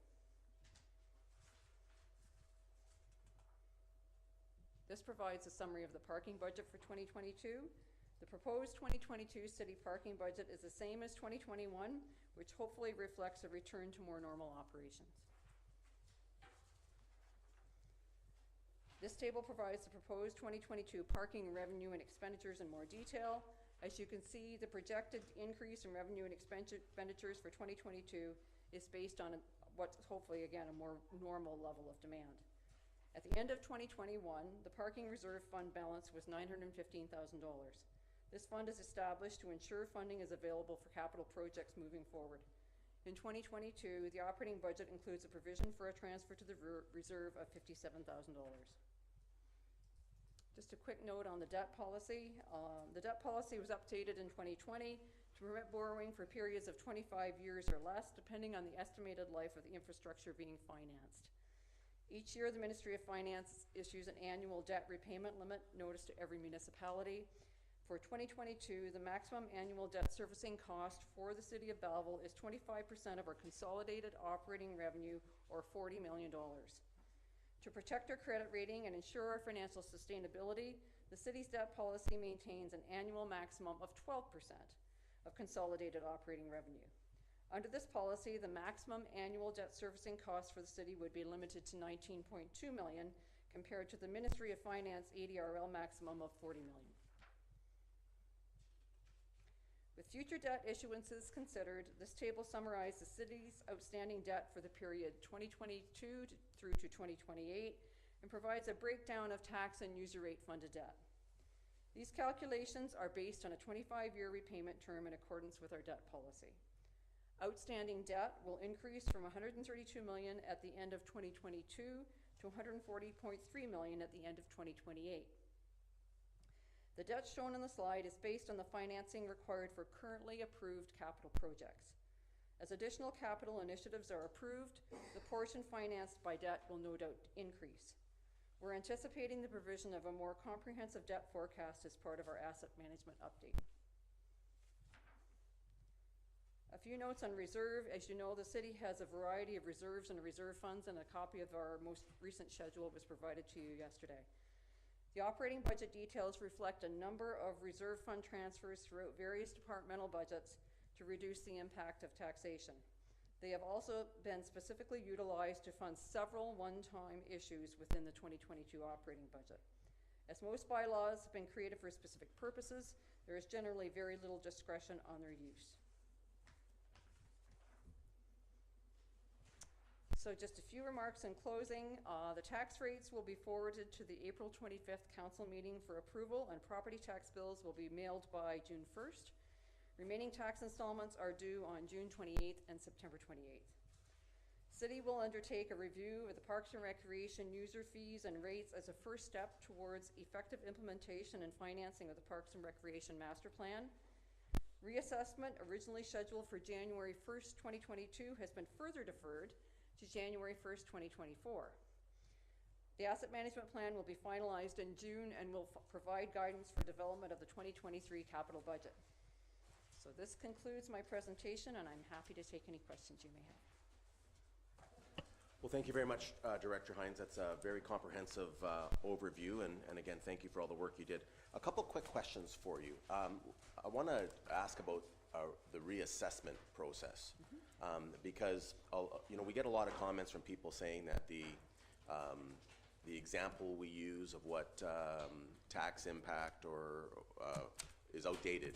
That residential real estate is far outpaced that, and 250,000 or 300,000 isn't a number. But as far as I understand, we're still using 2016 values for assessment. Yep. And that will not change for another year. Not until 2024. So 2024. We'll see no change next year, but it will happen in 2024. Right. So we'll be using assessment values that are basically 8 years out of date. And so when we use those figures, it's not because that's the market condition, but that's based on what people are paying as an assessed value on their tax bill. So the tax bill I receive has an assessed value. That assessed value is not hasn't changed since 2016. That's right. And so, in 2024, right, when it's going to change, then there'll be an adjustment to the mill rate. It's not like we're suddenly going to see a huge increase in people's taxation because of reassessment. It'll be adjusted based on how we set the mill rate. Is that correct? That is correct. And I would just highlight that unless something else happens over the next couple of years, The next round of assessment will be based on January 1st, 2019 property values. So they'll So go it'll be from 5 years out of date. And they're- 2016 to 2019, that 3-year assessment. So if everyone can go backwards and remember what the real estate pricing was in 2019, because that's significantly different than it is now in 2022, that's where that'll be. You know, again, I know that there are increasing pressures in life. Everything's gone up in price. People are frightened, I think, a little bit about what the reassessment will do. But while that's out of our control in terms of the decisions are made provincially, you know, it's not going to be as bad as some people are making it out to be. The second question I have is respect to development charges. And I want to ask regarding the wastewater treatment facility. And there are a number of regulatory upgrades that we have to do. Provincial legislation has changed regarding requiring significant investments that we'll have to make over the coming years. Development charges, I know, are built to pay for growth. But when the province changes regulations, are we able to use some of the development charges we've collected in the past and put those towards some of those expenses? I believe the improvements to the wastewater treatment plant have been highlighted in the background study for quite some time, so. So some of those costs that we will see for particularly I'm asking with the wastewater treatment facility, will be able to use some costs, but Yes. obviously the lion's share will come from user That's fees. right. There's always a split between existing and new development. Yeah. Yep. Or if we're able to receive government funding for some of those upgrades. Ideally, I think, yeah, I mean, I didn't go into that in detail today because that's more of a capital budget item for discussion, but certainly we're looking at, I think Perry can probably comment as well. Yeah. And, you know, capital costs, they're approaching $100 million anyway. Well, the reason for I'm the asking wastewater is treatment because plant. when we So look at our grants would be water, ideal. when we look at our water and our wastewater increases, because we have to put funds aside for asset management, you know, the facilities are getting older. While we have lots of capacity in the water treatment facility for future expansion, you know, the wastewater treatment facility doesn't have that same amount, and it's not just about upgrading it for future development, new development. It's also for existing users of it that we have to spend some money on that. That's correct, and you know, it's important just to highlight, I mean, the water treatment plant, we all think it's a newer facility, but I'll just bring it into perspective, it's actually 30 years old. 30, yeah, So it's important that we have money in our rates to replace, you know, maintain and replace all of our asset infrastructure. No, absolutely. Colleagues, anyone else have any questions for Director Hines? Councillor Carr. Yes, thank you. And I know we're just a tax collector for education, and I see our residential, our education rates aren't changing, but you noted a significant reduction in commercial and industrial. So can one conclude then there's just less education tax being collected in the municipality? There wasn't much change. Actually, the change for industrial and commercial was effective for 2021. Okay. So those changes were part of the 2022 provincial budget, but they became effective for 2021, so. Okay, all right, thank you. Anyone else any questions for Director Hines on her presentation? Okay, well, Director Hines, as I said, you know, you and your team have done another amazing job, and we're grateful for all the work. You know, I recall, and I know that 2022's budget is different from 2020's, but I recall the 2020 year at the beginning of the pandemic, and the version after version after version that you would go through as you tried to do revisions, trying to understand what COVID was going to be doing, what the restrictions we were going under, what service would be coming back online. You know, last year we thought that the 2021 budget would be a recovery budget, and we see again that 2022 is also still a recovery budget. So thank you for all that extra work that you have been doing. You've steered the ship very, very well financially for us, and we're grateful for it. Right. So the resolution is that the Director of Finance Treasurer's 2022 operating budget presentation be received. Moved by Councillor Sandison, seconded by Councillor Alsop. All in favor? It's carried. I'm going to ask Councillor Sandison now, as Chair of the Finance Committee, just to make some comments regarding the process and where we are today, just as we lead into our deliberation of the 2022 budget. Thank you, Your Worship.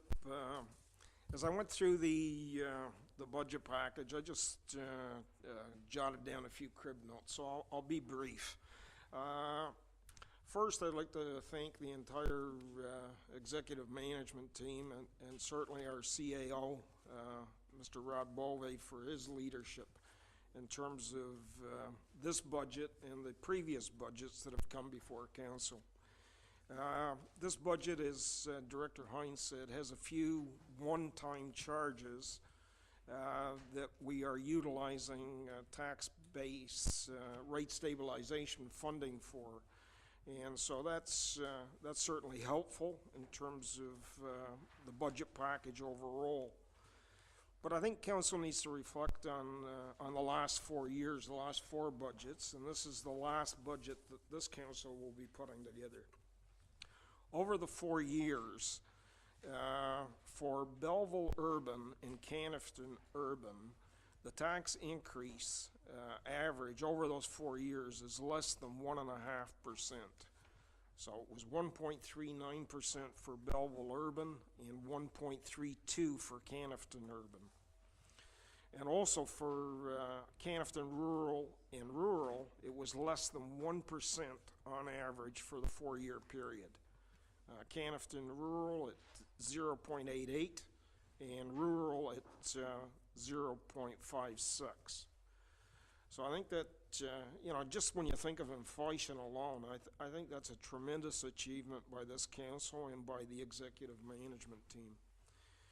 We touched on impact, so I won't add too much there other than the fact that it has pushed out again.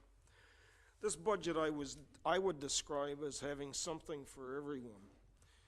Whether you look at economic development, parks and rec, medical professional recruitment, active transportation, public transit, green task force, Quinte Waste Solutions, low income for seniors, fire services. This is really a well-rounded and responsible budget.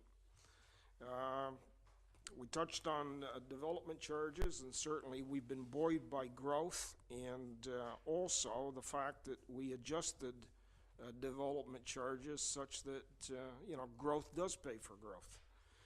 So when you think of the backdrop, we came into this with a capital budget of $87 million, which was a record for the city. And with this operating budget here, I think we're very well positioned to continue to meet the challenges and provide the service to our community that we need as we experience the growth. So I'll close on that. Thank you. Thank you very much, Councillor Sanderson. Okay, so colleagues, it's 11 o'clock, so we can start on the work. I know the bulk of our discussion will be on the item 8A8, the draft operating issues summary, which is included in your packages.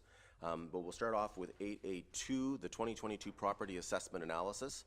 And the resolution is that report number DF 2022-06, dated March 29th, 2022, regarding 2022 property assessment analysis be received. Moved by Councillor Alsap, seconded by Councillor Kelly. All in favor? It's carried. 8A3, the excluded expenses as required by Ontario Regulation 284/09. And the resolution is that report number DDF 2022-01, dated March 29th, 2022, regarding excluded expenses as required by the Municipal Act 2001, Ontario Regulation 284/09 be received. Moved by Councillor Feeney, seconded by Councillor Thompson. All in favor? It's carried. The 2022 final tax billing due dates for residential, new multi-residential, commercial, landfills, new construction commercial, industrial, new construction industrial, pipeline farm, and managed forest classes.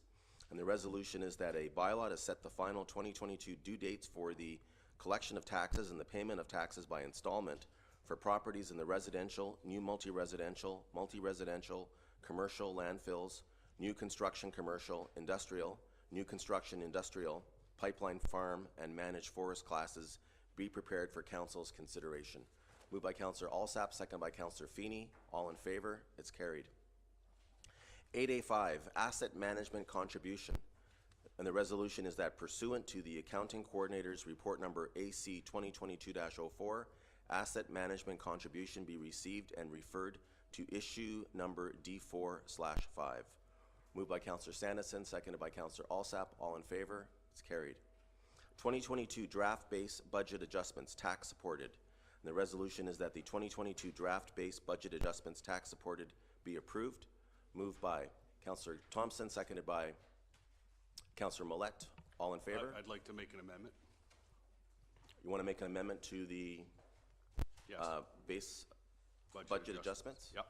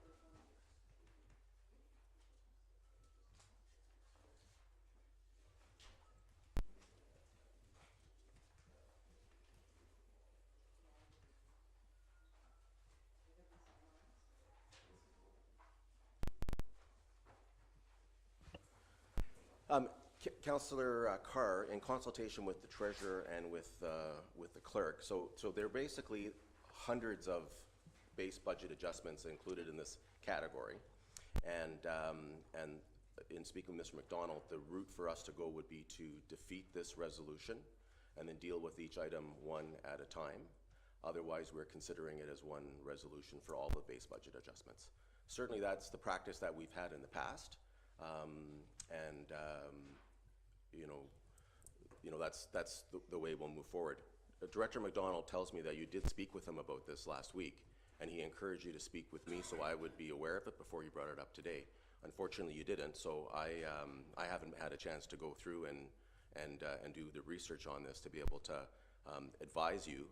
So the result is we'll consider the motion as a whole.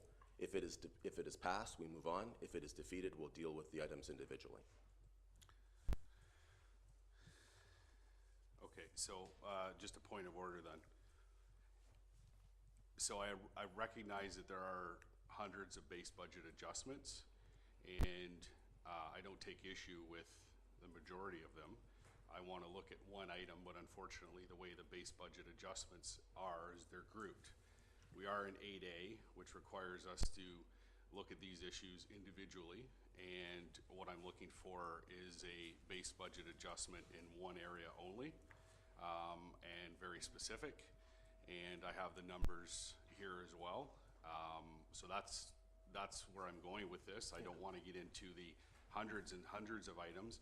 It's unfortunate that base budget adjustments are dispersed throughout the budget. So I guess we go into the budget operating detail, which we would have to debate as well. I guess the question is that if there's an item there that I'd like to make an adjustment to or a motion to adjust, and don't do it in the base budget adjustments, it's also in the budget detail. Is there an opportunity there to make an amending motion on an adjustment there? So I guess the way I understand this is that the base budget adjustment is administrative decisions made by Director Hines and her team to match up funding and previous year's budgets with what comes forward. So they make these decisions, we delegate that to them to make these decisions.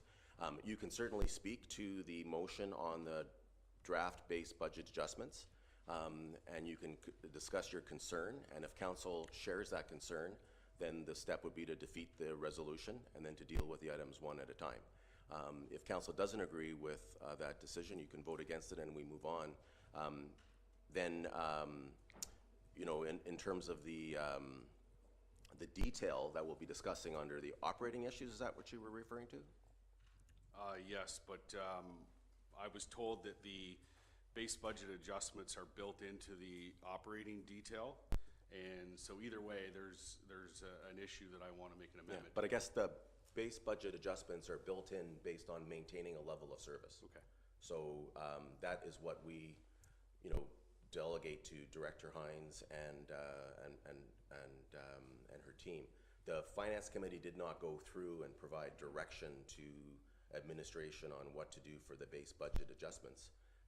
So again, you know, if you've got questions about it, you can ask about it, you can discuss it, but to make an amendment for one of those items would be contrary to the motion that's on the floor.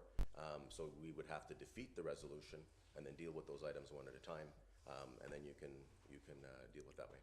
Okay, thank you. So I wanted to speak on the base budget adjustments on the motion on the floor as it's presented. I will ask for a recorded vote on this one.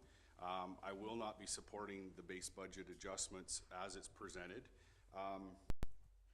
Essentially, my concern is the fact that Transit Route 9 has been adopted in this budget as a base budget adjustment, which means that you know, essentially what I want to say is that this is my 11th operating budget, and I don't proclaim to have the expertise of staff, but believe my years of experience as an elected official provides some credibility in understanding what's happening with this budget line. It has been said in this place in public that Transit Route 9 is funded through to March 2023 using gas tax. That's not correct. And until council renders a decision here today, such statements are hypothetical. I want to speak on it in terms of, as a base budget adjustment, it is setting Transit Route 9 expenditures as a permanent expenditure in this and future budgets unless removed by council. And funding this through gas tax long-term is not possible for a variety of reasons. Gas tax is to be spent on upgrades to transit service or expansion of routes. Therefore, the only continued option going forward for funding this expenditure is through property tax subsidization in future years. We had a survey that was completed by residents, and it closed on February 22nd. The results weren't included in the operating budget agenda as directed by council, but were presented at the March 14th meeting. Nonetheless, they do have applicability here today. 708 property owners in the impacted area responded, with 87% not supporting the continuation of Route 9 if funded through property taxes. So by doing a base budget adjustment, the budget is being set up as Transit Route 9 would be a permanent expenditure unless other councils decide to remove it. This is contrary to the wishes of the residents and is a slippery slope to future transit tax for residents in Canafton, urban and rural. Plus, this council is not committing any expenditures for 2023 or funding allocation. However, by inserting this as a base budget or permanent expenditure, it will force the next council to fund the route until decisions are made on 2023. While it may be political expedient to push this to the next council, that would not be responsible government. Transit Route 9 in its present form is not sustainable. I've heard time and time again, I built my house in the 70s and 80s, never envisioning transit. More recently, numerous residents in the growth area of the subdivision have noted they have purchased in an area knowing where there was no transit. And when you can drive to a commercial area on Bell Boulevard in 7 minutes or less, ride a bike there in 11, walk in 20, you can see how Transit Route 9 in its 40-minute route falls further down on the options for travel. We can't force this on residents, and it's very likely that we'll be in this same place next year, or the next council will, and residents are not interested in the service and not willing to pay for it either. There's no requirement to spend provincial gas tax in a particular year, and it can be maintained in reserve. This would give time to practice some sound fiscal prudence and save money for the results of the transit master plan. The ridership, which has been reported, we have an average daily ridership of approximately 65 people, and we're going to be committing for the full calendar year $273,000, or if you were to look at from April forward, $183,358 as well as an annual contribution to mobility transit of $12,827. And so I wouldn't be doing my job if I didn't express the concerns of the majority of the residents in that area. And while I wouldn't be as concerned if this was a one-time funding and one-time expenditure while reviews are being conducted, I would be more inclined to support the motion that's on the floor. However, with my experience and in talking with the Point finance of order. Can I just, let's let him finish up, Councillor Sanderson, and then we'll Well, ask some I'm questions. waiting for him to get to his amendment. Well, I don't think he's making an amendment now. He's just speaking against the motion. Go ahead, Councillor Yeah, Sanderson. thank you. So I have spoken to finance, and it's quite clear that as a base budget adjustment, it becomes a permanent expenditure in the budget. And it is for that reason, which is contrary to the will of the residents, the majority of the residents that would be impacted. I can't support the base budget adjustments. It's unfortunate that we have to look at this as one item in totality, because I think there's a lot of other base budget adjustments that are worthy of making the necessary permanent expenditures and funding. This is certainly not one. Residents have been told that this would be reviewed, and it may very well be, but the permanent expenditure line draws significant concern for me, and so therefore, based on your ruling that we'll have to look at this in its totality, I can't support it. Thank you. All right, thank you, Councillor Carr. Just, I'm going to ask some questions first to Director Hines, just to clarify, because you know, Councillor Carr suggested a number of things in his discussion on this. One of which is that we are making a permanent funding decision in terms of a source for Route 9. My understanding, Director Hines, is that this is temporary funding, some Safe Restart funding and provincial gas tax money, which is not a permanent, that in order to fund this permanently, that would be required to come from taxation. Am I correct in that understanding? That is correct. We have funding in place to cover it until March of 2023. What council is being asked to do today is approve the funding for 2022. So going forward in the 2023 budget, there would have to be a further commitment to basically move the funding from provincial gas tax to taxation. Okay, so from what I understand what you said, and I don't want to put words in your mouth, so I'm gonna ask you what I understand, and you can tell me if it's correct, because we want to be precise on this. If we approve these base budget adjustments, you have determined with your staff to allocate funding.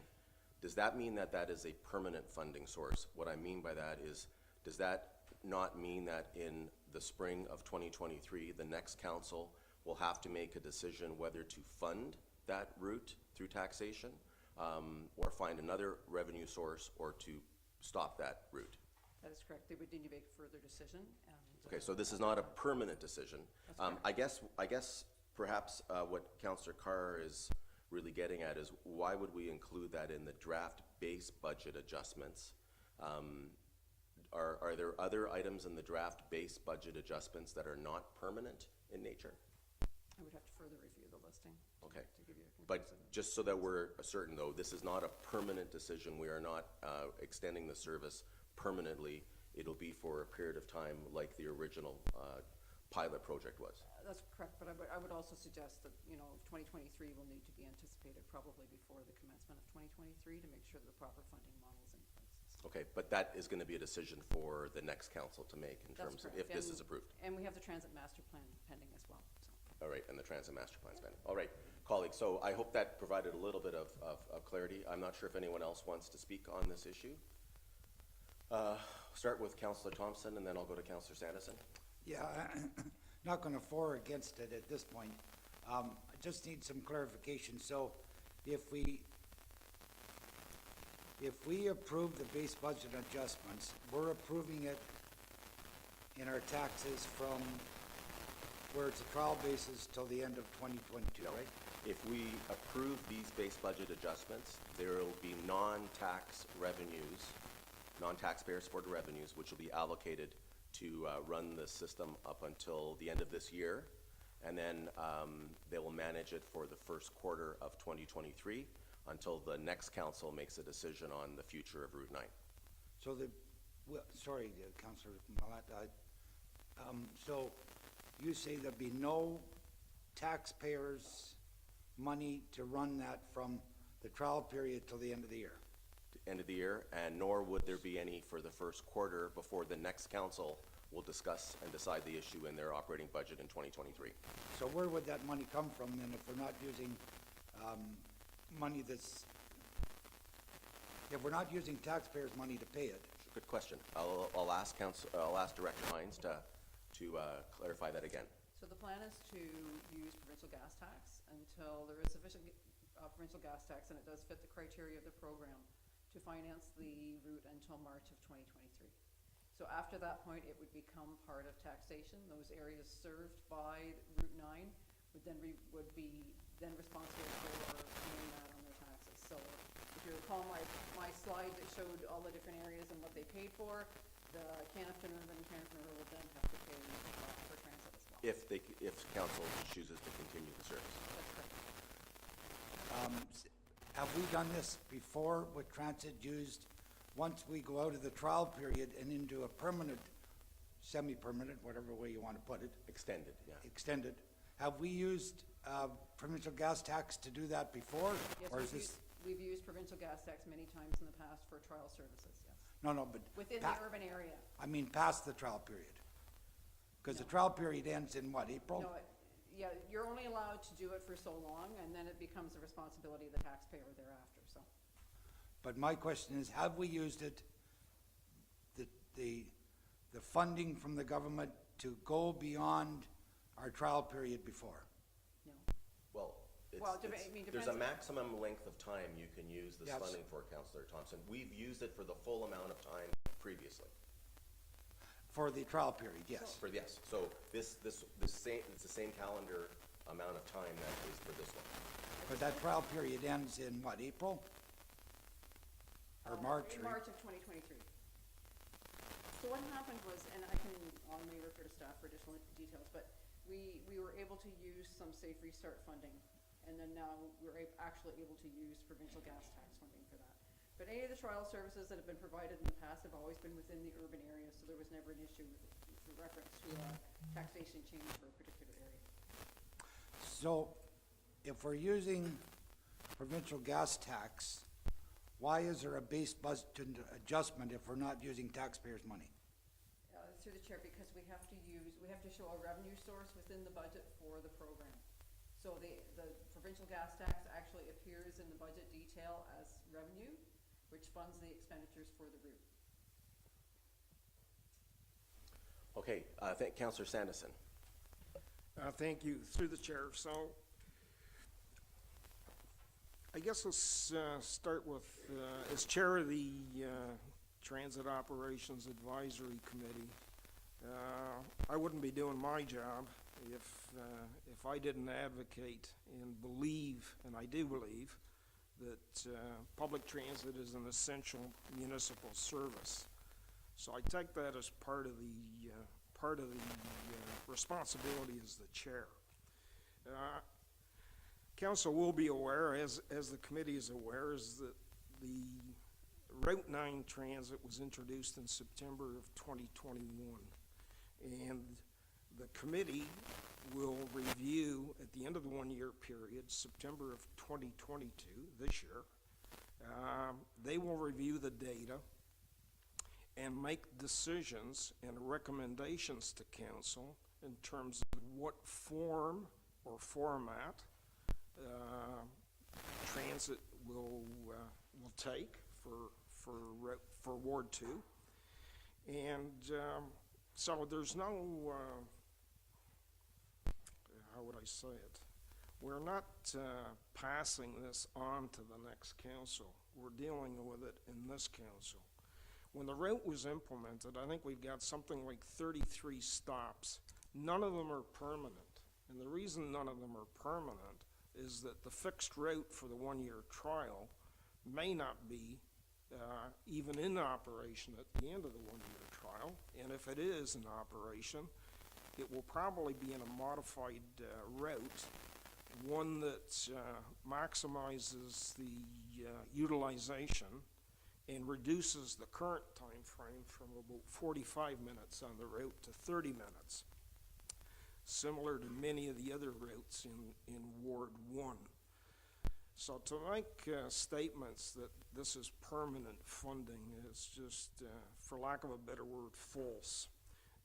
This route is up for review at the end of September, and I have every confidence in the committee that they will bring forward a recommendation to this council, or it may be, depending on the election, it may be something that gets handed over to the next council in terms of how we move forward.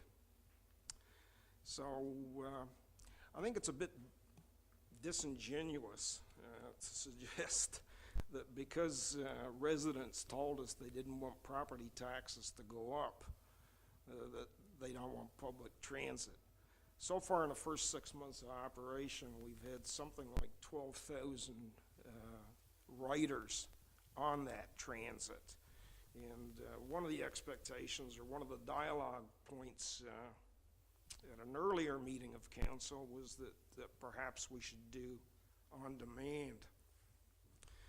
And in order to be able to do on demand properly, you would need to take those 12,000 trips and do a sort of a scattergram, and then precisely utilize the time, pickup time of drop off, to be able to even calculate what it would cost to run on demand versus a fixed route service. But again, that's part of the data that will be reviewed and analyzed by the committee in the September timeframe. So I think it's unfortunate the way this has come about, but nonetheless, I will be supporting the tax-supported draft-based bus adjustments just as they're presented. Thank you. Councillor McCaw. Thank you, and I guess I'm a little confused by this coming up. I thought we had already agreed that this was how we were able to extend the Route 9 funding that would not be supported by taxpayers. So when I look at that and I think, we have a solution in search of a problem. We don't have a problem. We have the solution to run it until, if I'm understanding correctly, March of 2023, without any taxpayer impact. So I would certainly support it as it is for now. I don't see this as permanent after hearing from Director Hines. I see this as a service we're able to provide citizens, which is not going to be impacted. You know, there's no tax impact to it other than our provincial gas tax. There's no taxpayer funding. And I have spoken to people that have used that route, specifically one in particular is a 78-year-old lady whose daughter recently moved to the Settlers Ridge area.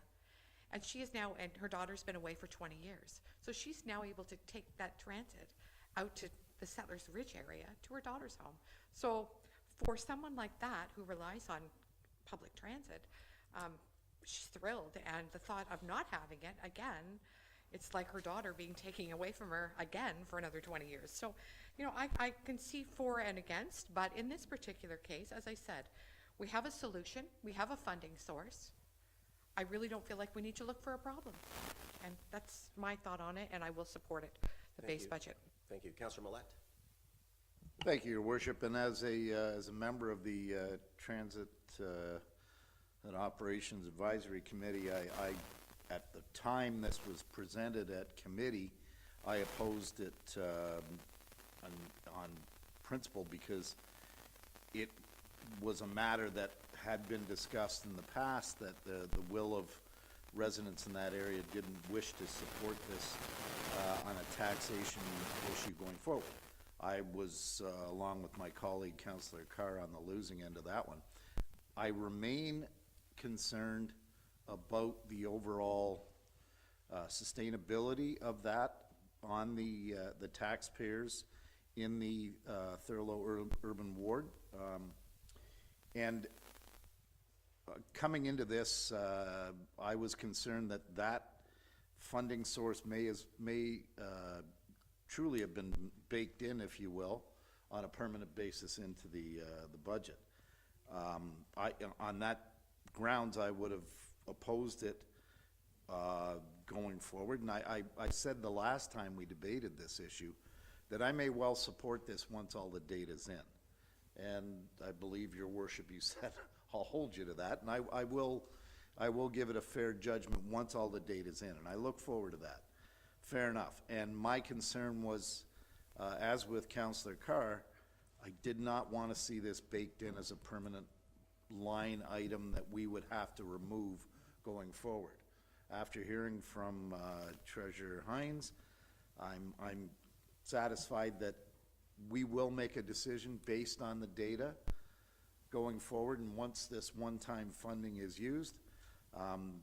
So on that basis, I will support it at this point. It doesn't mean I'm not going to keep a close eye on where we are going forward, and I look forward to, as Councillor Sanderson said, as chair of the committee, that the modifications may well make it much more palatable. Bottom line, much more affordable to the people of that area who have, no matter how you think of the survey, the vast majority don't want to see their taxes go up to support that. One point I should make, and this was brought up by Councillor McCaw, about the value of this ridership in that area. I would note that there's one large area that we have that's a burgeoning area of our municipality right now, and that's Potter's Creek. We have no transit there. Transit, as far as Avondale Road, is as far as it goes. And so that's something that I look forward to seeing in the transit operating plan study that is going forward. So there are a number of moving parts, but at this point I'm convinced that if this item is not baked in and something that has to be removed going forward, I can support it. Great, thank you. Councillor Kelly. Thank you. Through you, Mayor. Yes, I think I can support this after hearing from Director Hines. There was that concern that, as Councillor Millett said, baked in, just that if this was going to be a permanent thing, but I think if it's going to go, let's go to March and find out what kind of ridership it's. I see some benefits to having the buses out there and accessibility for people to get in around the city, and we just saw earlier in a presentation the growth that Canopton had as far as the past years. So just to quote Councillor Millett, as long as it's not baked in for the next council and it's line by line cost to the city going forward, I'll support it. Okay. Councillor Feeney. Thank you. I'd like to see this continue only because the pilot project was probably negatively impacted by the pandemic and different users. So we really don't have enough data, and the fact that there are no taxpayer impact at this point, I'd like to see it continue to the end of March of next year. Thank you. Councillor Alsop. Yes, thank you, Chair. Just quickly, I had some concerns as well about the nature of the ongoing basis of Route 9. The ridership levels have not been encouraging so far, but provided that the funding is in place until next March, whether this will go on a permanent basis will be a decision that will be made at that time, pending the review in September. And I do echo Councillor Feeney's comments that I think the pandemic has had an effect on ridership levels. And I think we also do have some programs coming forward that might help younger people get into transit and into that experience of it. And that might affect the numbers as well, particularly once, now the mall's back open and stores and things of that nature. We might find that those numbers will pick up. So I look forward to the review in September, and I'm comfortable supporting this today as part of the base budget adjustments, provided that the funding stream is in place. All right, thank you. Before we go to a second round, Director Hines, I think everybody understands that this is temporary funding to allow for a trial period. Following a trial period, the issue of on-demand service and mobility service will come up.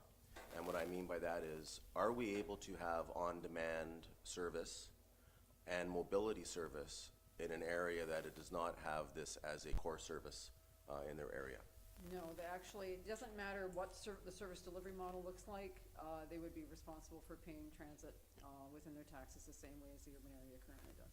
Thank you. And I think that's important because over the coming months, as we start discussing what we might be able to do, let's understand that we're not able to have on-demand service for a part of the city that does not pay for transit service. The only reason we're able to do on-demand service now and we're able to do mobility is because we are funding it temporarily through this pilot project. And so, you know, that was not something that I would suggest was communicated widely amongst people for them to understand. And so when the transit committee Transit Advisory Committee, is considering the statistics, and Councillor Millette mentioned, you know, we'll look at the data. We also need to consider the data that comes from mobility service and from on-demand, if and when it's being offered. You know, certainly we can examine the route to make it more efficient. We know we had some discussion about the fact that one of the negatives of this route is that it's 45 minutes long, and they want to try to get it down to the 30-minute time to be able to make it more feasible. But I'll also remind everybody, you know, that prior to March of 2020, Belleville Transit was setting monthly records for ridership. There were over 1.2 million passengers per year that they were doing it. We were celebrating these incredible new numbers that we were seeing for ridership. And even during those times, you know, I would get comments from residents who were talking about the fact that the buses were not very full at all, and why were they paying for it when they don't use transit or whatnot. And it's, I guess, you know, one of these things that we'll have to talk about. But I do want to make it clear, because I did ask Director Hines about this when we were discussing it, that these on-demand services and mobility are only made possible for areas that have it as part of their core services. I'll do a second round. I'll ask everyone to be brief on this because I think I know where this is going, and we'll have a vote. So I'll recognize Councillor Carr first and then Councillor Kelly. Thank you. And just listening to the debate, there's been a lot of focus on the temporary funding side, but what we're dealing with here is the base budget adjustment. So if I could, through you, Mayor, to Director Hines, as a base budget adjustment, does this become a permanent expenditure line unless council removes it? We would review the base adjustments every year based on council's direction and adjust them accordingly. And it is conceivable that you do have base adjustments for programs that are temporary that can bridge more than 1 year, and this would be an example of that. But I think his question, though, is that when this funding runs out, will it be part of the base budget, or will it be part of the issue funding that the council will consider as to whether or not to start the service as a core service and taxpayer funded? So based on what I'm hearing from Councillor Sampson and with the position of the committee, we would wait for a decision from the committee to see what was recommended to council, and then further, I'm hoping that there would be a further direction to council this fall with a decision made prior to 2023, and then we can fund the 2023 budget accordingly. Okay, but I think what he's asking for, he's looking for some reassurance, and I think all of us are, that in 2023, this item would come back to council if it was going to be extended as a operating issue summary, which is the full issue by issue that we deal with under this section here, where we go through and then we can ask about additional enhancements and new items. Yes, we certainly recognize the impact that it would have on taxation, and we would bring it forward for discussion. Okay, I think that's what we're all looking for. So go ahead, Councillor. I appreciate your attempt at what I'm trying to get at, and that is part of it, because the issue then would be how we're going to fund it long term. My issue is when you do a base budget adjustment, unless I've been wrong for all these years, is that will become a permanent expenditure in the budget and in that department unless council provides different direction. Because the question I did ask, and I've got the email here, was asking about I asked the question, and I got the response that funding for the route in 2023 would need to be addressed in the 2023 budget. So that's the funding. But if there's no decision to discontinue the route, it would appear as a base adjustment in 2023. So my point being is that we've talked trial, we've talked temporary, we've talked review. That all sounds temporary in nature until we've made final decisions. But the base budget adjustment is essentially putting the expenditure into the city budget year over year. Council will have to decide either to take it out, but it will be built in for 2023 and further budgets, and then it's a matter of a revenue source. Now, we could be creative and say there's all kinds of different revenue sources, but we've heard it clear here today that at the end of the day, if you want conventional, on-demand, and mobility, you're paying the full freight.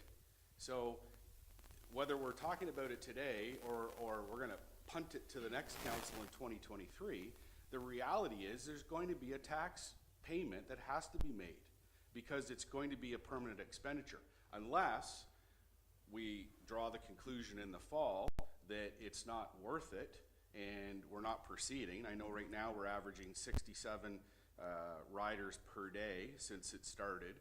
Our on-demand's a little less than that.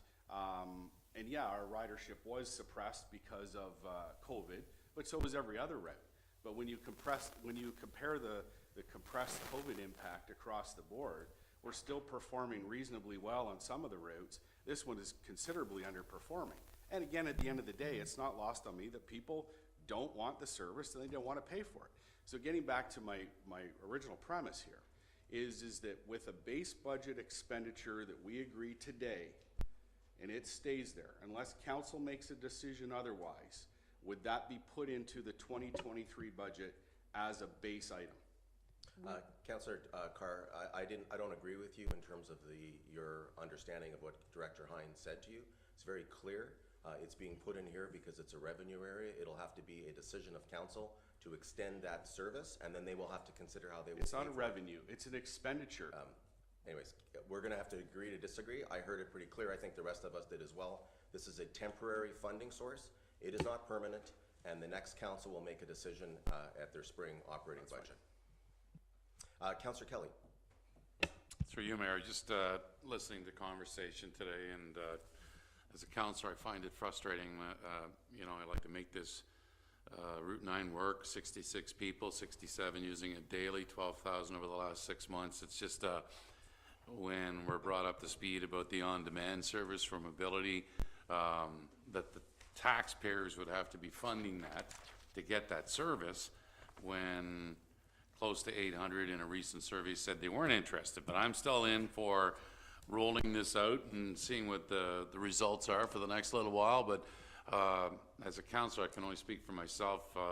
Sometimes I wish, or maybe I missed the memo, just that we know the on-demand service, because that was something I think that there was a potential for. But after hearing you, Mayor, speak to it, we know that that's probably out in left field too. Thank you. All right. I will call the question on the motion for the 2022 draft base budget adjustments. All in favor? Oh, sorry, it's a recorded vote is being requested by Councillor Carr, so Director Mcdonald will call the vote. Councillor Carr? No. Councillor Feeney? Yes. Councillor Kelly? Yes. Councillor Millette? Yes. Councillor McCaw? Yes. Councillor Sanderson? Yes. Councillor Thompson? No. Councillor Alsop? Yes. Mayor Panchak? Yes. Motion carries. All right, we'll move to 8A7, the 2022 draft COVID-19 adjustments tax supported, and the resolution is that the 2022 draft COVID-19 adjustments tax supported be approved. Moved by Councillor Sanderson, second by Councillor Alsop. All in favor? It's carried. 8A8, 2022 draft operating issues summary tax supported. The 2022, the resolution is that the 2022 draft operating issues D1-1 to D6-14 be approved as amended. And we'll get this on the floor. Moved by Councillor Alsop, seconded by Councillor Kelly. Yeah, and so I'm just going to ask Director Mcdonald, so we are now dealing with the operating issues summary, which would be in section 3, am I correct? And so in your packages, councillors, behind section 3, you have the legal papers, which are wider, and they run from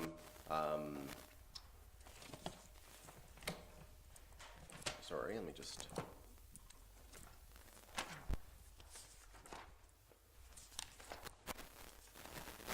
They run from D11 to D614, and so they are all open for discussion. In the past, what I've done is we've gone through them, but I think what I'll do today is if anybody has items they want to pull, we'll go around and discuss them, and then if there are items you don't want to discuss, we don't have to. So, Councillor Kelly, I see you already have one you want to discuss, so I'll recognize you. All right, thank you. Through you, Mayor, I'd like to pull Bay of Quinte Regional Marketing Board, D2-2. Right. And I would like to speak to that. First of all, it's a per capita payment of $1.55 to the Bay of Quinte Regional Marketing Board, which turns out to be about $78,000 plus, and it's 0.007 of the city's operating budget. And this was brought to me, my attention a couple of weeks ago, that the funding would not be going to the Bay Quinte Regional Marketing Board. I'm the vice chair of the board, and the Bay Quinte Regional Marketing Board, we know Doug Stevenson and his team, they have a dual mandate, and they do Bay Quinte, they do resident attraction and tourism. And resident attraction has changed for the city of Belleville. It was about getting people to move here and live and work, and we saw the success over the last several years of that, where people are willing to come, and we know how successful Belleville was nationally. Well, I'll use the Maclean's magazine as a top 5 place to live in Belleville. So what Bay of Quinte Regional Marketing Board has done now, they've changed their focus for resident attraction. They're working now on jobs, attracting people for specific work to come to our city, and there's a big shortage right now. You may have heard it, skilled labor, and they're working continuously to attract people to come to our area. Within the next few years, it's estimated to be about 4,700 skilled trades. They're working each week. They market new set of 8 positions at jobs paying $50K a year to come to Belleville. They're really trying to attract work for specific jobs. Their websites, 98,000 views from immigration, 58,000 visits to their job site. So things have changed over the last couple of years for the Bay of Quinte Regional Marketing Board, and the partnership now for tourism. In the last couple of years since I've been on the board, we work closely with Brighton has joined, Quinte West, Belleville, Mohawks of the Bay of Quinte, and Napanee. So it's a regional focus, and Belleville is the brunt of the winds as far as mat tax people staying here in the city. But I think it's really important, if we're the biggest center out of the regional approach, that we stay in the game. And some will say that, well, we get the mat tax from people staying in the city and it's going to be $450,000 this year. Yes, but those are families visiting our city. So the city itself is not putting any money into the Bay of Quinte Regional Marketing Board. It's $1.55, it's $78,000 plus a year, and the work that they do, we just heard less than 20 hours ago. Mayor Panchuk said last night, when we talked about the relationship and partnerships with many in our city, I believe the quote was from the mayor, sweet work by the Bay of Quinte Regional Marketing Board, and we're lucky to have them. Think about that statement. It's the city of Belleville. They gave $30,000 for events with Downtown District. They gave money to Quintilicious. They support pop-ups on the Bay from that mat tax. And things can change. We don't know what the provincial government can make a change, after June's election, if they're going to continue with the mat tax. We don't know what's ahead of us. Things change. Regionally, we're better. We work together. It's 78,000. They do a lot of good work.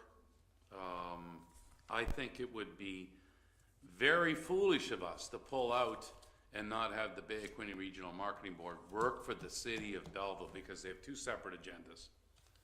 Tourism is huge, so I'll leave it at that, and I'd like to see today that they get their $1.55 per capita, which is $78,000, back in their budget to help continue the good work by Bay of Quinte Regional Marketing Board.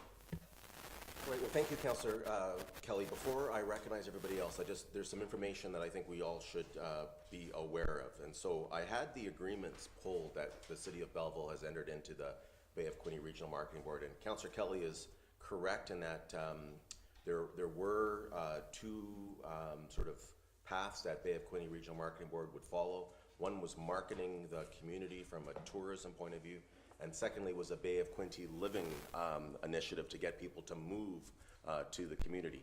And in 2018, former Mayor Christopher signed an agreement which had a per capita basis only. And that was prior to, of course, a municipal accommodation tax. In 2019, there was a per capita contribution of $78,610 contemplated in the agreement, and then we entered into a municipal accommodation tax agreement where we chose them to be our destination marketing partnership, and then they received 50% of the municipal accommodation tax collected in the city. In 2020 and 2021, with COVID, in 2020 we extended the per capita basis only because we did not know of the impacts of COVID and what that would do. We had visions of it actually completely stopping any occupancy in hotels, and we submitted a per capita and then some mat tax. But in 2021, Council approved a direction and authorized me to sign a bylaw which provides only for municipal accommodation tax to the Bay of Quinte Regional Marketing Board. And that agreement extends to today. And there's two things that are important in it.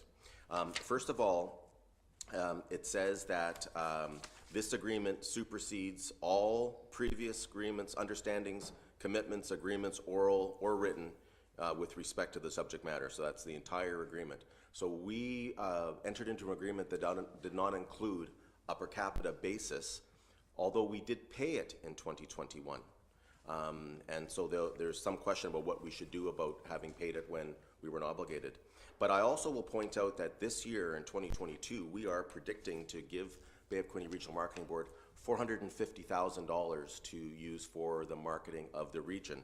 And in the agreement under Article 2, it does talk about that 80% of the funds received under this agreement shall be used exclusively for promoting tourism in the city, with the remaining 20% of the funds to be used to promote the region when combined with matching funding from the other paying partners. And so I raise that because certainly there's a lot of flexibility that BQRMB does in terms of how they design their marketing campaigns. And certainly if they want to use a marketing campaign to attract people to move here or to attract people to come and work here, that would be, I think, within it.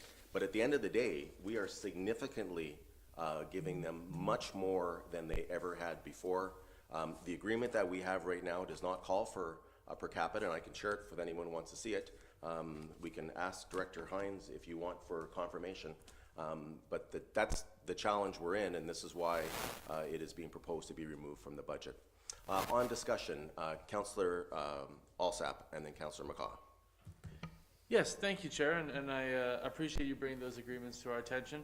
I guess my question is, obviously we talked last night in discussing the STA bylaw about the surge in mat tax collection, particularly from Prince Edward County, and that they were projected to even outstrip our mat tax collection. I think they were going to be at $1 million, we were about 900,000. So these other partner communities, are they currently paying a mat tax and a per capita, or they're only paying mat tax? I'm sorry, can you, the other organizations that are part of Bay of Quinte Regional Marketing Board, or are you asking about the partners that are paying, like hotels, bed and breakfast, now short-term accommodators? No, sorry, I'm asking about, so is Prince Edward County only paying on a per capita basis? Are they paying half of mat tax or a combination? Well, Prince Edward County is not a partner in Bay of Quinte Regional Marketing Board, but of the other communities, they are paying both. But the point I think that should be made is that the funding that we provide is vastly superior to, like exceeds everybody else almost combined. Including like the, okay. Quinte West, Brighton, Tyendinaga. Councillor Kelly, can you just, is there anything else I'm missing? Yes, it is a per capita. Brighton's in Quinte West, Belleville, as of last year, and Mohawk's the Bay, Quinte, Napanee, and just for an example, Quinte West is 67,000, and there's been no issues from their council. They're continuing the work of Bay of Quinte Regional Marketing Board. Thank you. Go ahead, Councillor Alsop. Oh, no, that, Okay. well, so what is the, do we know what the mat tax revenue that's coming from Quinte West is? In addition to their per capita? We don't know? Fair enough. Again, combined would be less than we're contributing through MAT. Okay, thank you. Councillor McCaw and then Councillor Sanderson. Thank you, through you. And I have been on that committee in the past, and it was while we were giving per capita rates prior to the MAT tax. And even after our discussion last night with the additional potential revenue from the STAs that have not been collecting, if I'm to understand that correctly, 50% of that will also go. Yes. So I'm expecting, based on the number of 150 licenses for the short-term accommodators, some of those probably weren't paying MAT tax. So now they're going to be collecting even more MAT tax, which I feel will probably exceed that 78 or 80,000. So I feel confident in that they will be collecting even more than what we give now at 450 plus the 80,000. I really believe that these STAs moving forward will provide an even greater revenue source for Bay of Quinte Regional Marketing Board. Thank you, Councillor Sanderson and then Councillor Millette. Thank you, Your Worship, and I'm glad you took the opportunity to sort of take us back down memory lane in terms of the historical evolution of the funding. And I know it's not intended this way, but you know, we've gone from a stage where we used to give them 78,000, and you know, everybody was happy. Now we're giving them 450,000, and yeah, perhaps some think that's not enough. I have the same recollection that when we introduced the MAT tax, and there was some discussion about whether we were even going to use them, because there was lobbying by other groups to become regional marketing boards. And so I think we made the right decision in terms of going with the Bay of Quinte Marketing Group and Doug Stevenson and his team, and I think they do a great job.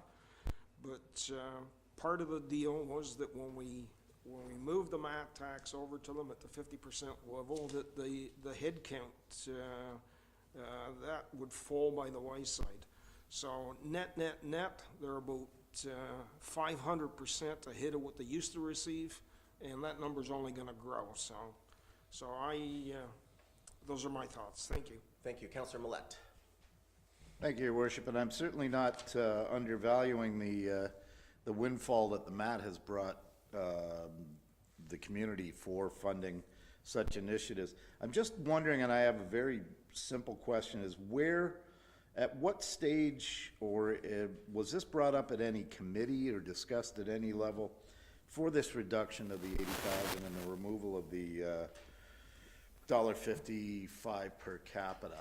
What was the genesis for that? It was the growth in the municipal accommodation tax revenue. Okay, but where did the decision to remove that? It came at a council meeting on May 28th, sorry, I've got the wrong one. It came at a council meeting on March 8th, 2021, where we were authorized to sign the agreement. Okay, at that point then, I'm just asking to refresh, was it mentioned, or did we decide in that deliberation that if the amount of the MAT, reached a certain threshold, that, that would nullify the $1.55 No, per that capita? discussion, I remember clearly happened in 2019 when we brought in the municipal accommodation tax. But Mr. McDonald, I think what Councillor Millet's asking is when did we decide to adopt this new agreement with the Bay of Quinte Regional Marketing Board? This is the one that I signed, you and I signed after council authorized us to.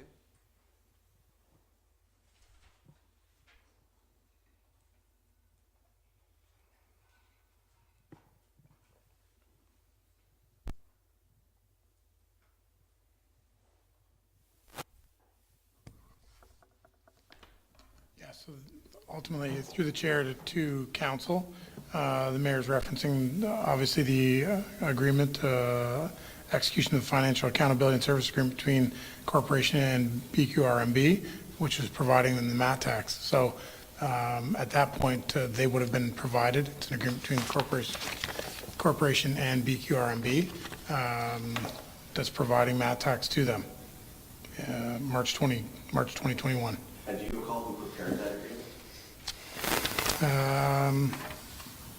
I don't. It looks very much like the city would have prepared it. Okay, so then, you know, and my point in raising this then, I guess, is that in the understanding, I would guess, with that agreement, should there have been an expectation on the part of BQRMB that once this windfall money from MAT tax came into place, that they could expect that eventually the $1.55 per capita was going to, you know, be Well, removed? you'll have to direct that to Mr. Stevenson, but I can tell you that prior to COVID, that was the direction we were providing for the renewal on the agreement. Certainly when COVID hit in March of 2020, we recognized that the MAT would not be sufficient. They had operational expenses, and that's where we continued with the per capita. But you know, it was always the intent from the discussion we had in 2019 that we would gravitate or migrate away from the per capita funding basis to the municipal accommodation tax, representing the funding we would provide them. And as you know, as we said about, it has gone up significantly, and so they now have that. And they also, during the pandemic, they also reduced their efforts when it came to resident attraction and the Bay of Quinte living side because of the circumstances we were in. Okay, and the reason I raise it again is that in making that determination to endorse that agreement at the time, maybe some of my fellow councillors weren't, you know, understanding that as that increased, that would fall by the wayside. And, you know, if that's, it seems like a fair trade-off, but I just, you know, to take $80,000 out of one agency's budget when a neighboring municipality is continuing it, I guess is where my colleague, Councillor Kelly's coming from. So, all right, thank you. Thank you, Councillor Thompson. Yeah. So I just need a little clarification, but first of all, when the Bay Quinte Marketing Board was first formed a number of years ago, I was fortunate, along with Councillor McCaw, we sat on that marketing board. They do a lot of good work, but I want to point out, they're asking for $1.55 per capita. If we went with our per capita, it would be more than, they're leaving it at the old rate of 150,000 population. Right now we're at 56,000. So if they went for $1.55, we actually would be increasing our contribution. But they've left it at the 50,000 population at $1.55. But when we first started into the agreement with the different municipalities, we were the first ones in, and a number of them came in together to work together as one. And when we look at the Bay of Quinte marketing, or Bay of Quinte period, Bay of Quinte is one big region, and if we don't work together to, and I understand we're giving the MAT tax to them, but this is a funding that works towards for Belleville. Quinte West puts money in, as Councillor Kelly said, you know, Napanee and other ones are putting money in. You know, it goes to a good cause. We've been in this game with them for a number of years. They've done great work for us. You know, our population has gone up. They're bringing in new employees for employers, which we can't get enough of. So to take $80,000 of it, I don't, in the agreement, does it spell out that with the mat tax, we will eliminate the $80,000? Does that spell that out? Yeah, so a couple things, Councillor Thompson. First of all, they're not asking for the per capita basis. They have not requested that as part of this year's budget, and they can't ask that because the agreement doesn't allow for it, and they have not requested a different agreement. I confirm with Director Hines, and I'm just trying to look through the correspondence if we have any on there. Secondly, I'll show you the agreement. The agreement deals with municipal accommodation tax and only municipal accommodation tax. So we're not taking out $80,000. We're not reducing their budget by $80,000. We are taking it out of the fact that we paid it incorrectly in 2021. So that is the correction that's happening this year. So are you following me on that? Yeah, So yeah. the agreement has nothing about the per capita any longer, and that was as of March 8th, 2021. So, you know, we're having discussion on this, which is great, but ultimately we're going to have some type of a motion to make a change. What's being proposed in the issue summary is the correction on the fact that we no longer are obligated to pay them the per capita. Okay? Councillor Sanderson. Yeah, I think it might be helpful if people were just to think of it as a bookkeeping adjustment, because that's really all it is. The agreement that we entered into with the mat tax superseded the previous agreement. Bay of Quinte haven't asked us for the 80,000, but I'm sure they're happy to receive the 450. So, thank you. All right, Councillor Kelly.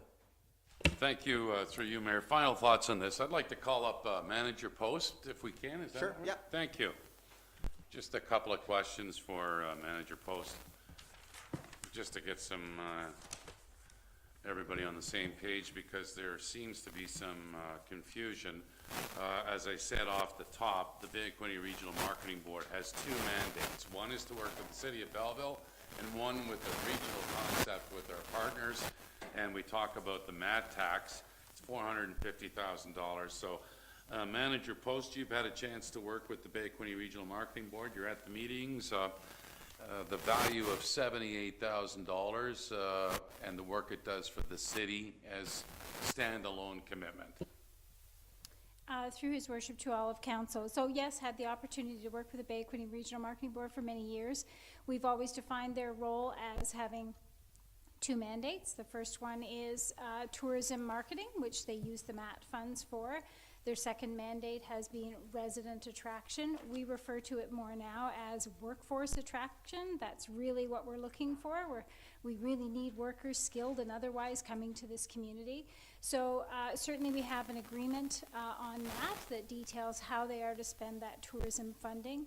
The Municipal Act requires that Bay of Quinte as a regional, as a tourism entity, they are required to spend that MAT funding on tourism-related initiatives.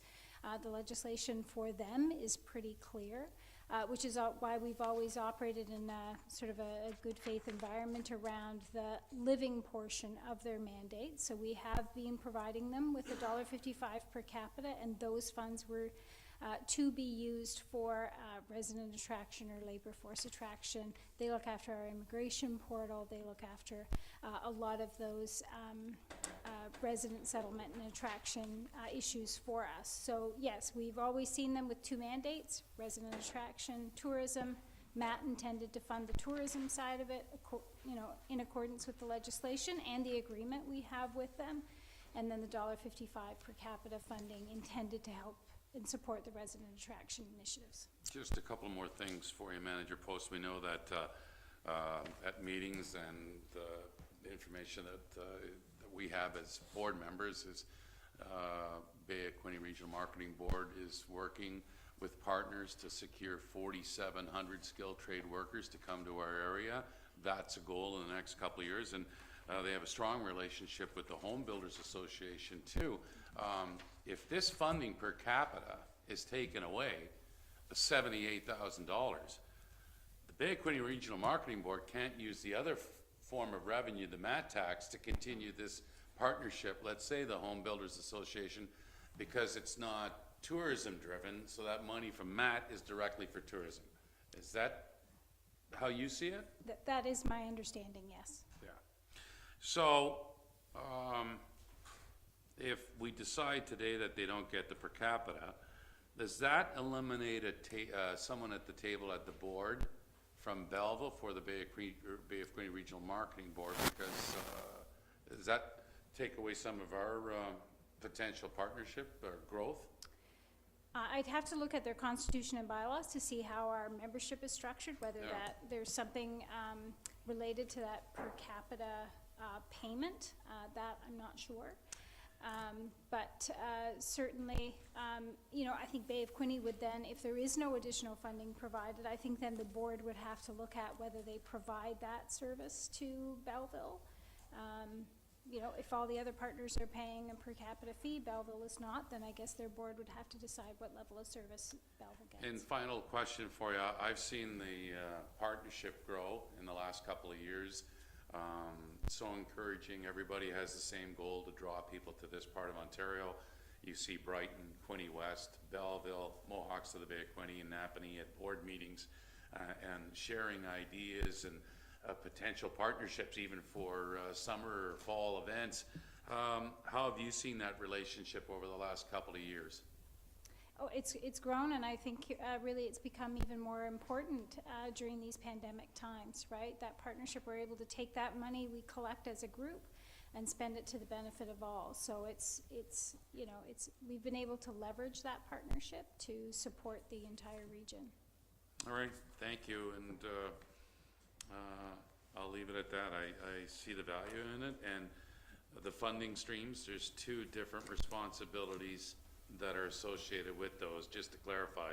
And the other thing is, being on this committee, I'll tell you, I had no idea this prior deal with the previous council, or I don't know who signed this. I had no knowledge of that it ending in 2020 or 2021, because Doug Stevenson hasn't even referred to that, and Doug would be on top of that. So, any thoughts on that? Well, to all of council, of course, our understanding was that the two were separate. So MAT funding, the agreement deals with MAT funding.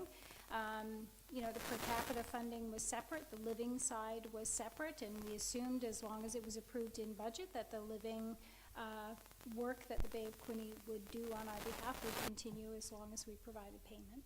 Thank you. Thank you. Manager Post, where did Director Hines get these agreements for the Bay of Quinte Regional Marketing Board in the City of Belleville? Excuse me, the MAT agreement? The or agreements just that we've had, both the original one from 2018 followed to the one that was renewed on 2021. Yeah, we had a hand in all So it's of from those your agreements. office? Yep. Right, so are you aware of any Bay of Quinte living agreement that exists? No, there is no formal wasn't agreement. incorporated in the ones that we've had previously? Correct. So if we go to the agreement that we entered into on the 8th of March, 2021, it talks about, in the recitals, you're familiar with the fact that on June 25th, 2019, the Council for the City of Belleville approved the establishment of a municipal accommodation tax in the City of Belleville. And I'm sure you're aware that the term of this agreement expires on March 31st, 2023, with the possibility of future renewal agreements and extensions. And then in the funding, it talks about municipal accommodation tax. Does it talk at all about there in terms of a Bay of Quinte living and a per capita amount? No, so from being involved in the drafting of that agreement was specific to expenditures related to MAT. It didn't talk about Fair enough, living. but where's the agreement then on the Bay of Quinte living that we're referring to that exists? We don't have an existing agreement. We on don't have living. an agreement with No. it. So any discussion about, you know, we're reducing some spending or whatnot, we don't have an agreement on Bay of Quinte living. There is no current agreement, but we have in good faith continued to fund them, and they have continued to do the work. Under the Article 2 about financial accountability, it does talk about the fact that the funds that are received under this agreement are to be used, 80% of them are to be used exclusively for the city of Belleville, with 20% going to the remaining amounts. And then I just want to go to the section 5.8 of this agreement, and I know that we've discussed it. It refers to the entire agreement. This agreement represents the entire agreement of the parties and the full and final understanding between the parties, and supersedes any and all previous understandings, commitments, and agreements, oral or written, with respect to the subject matter hereof. And I raise that because this is what we have to operate in terms of the agreements that we have before us.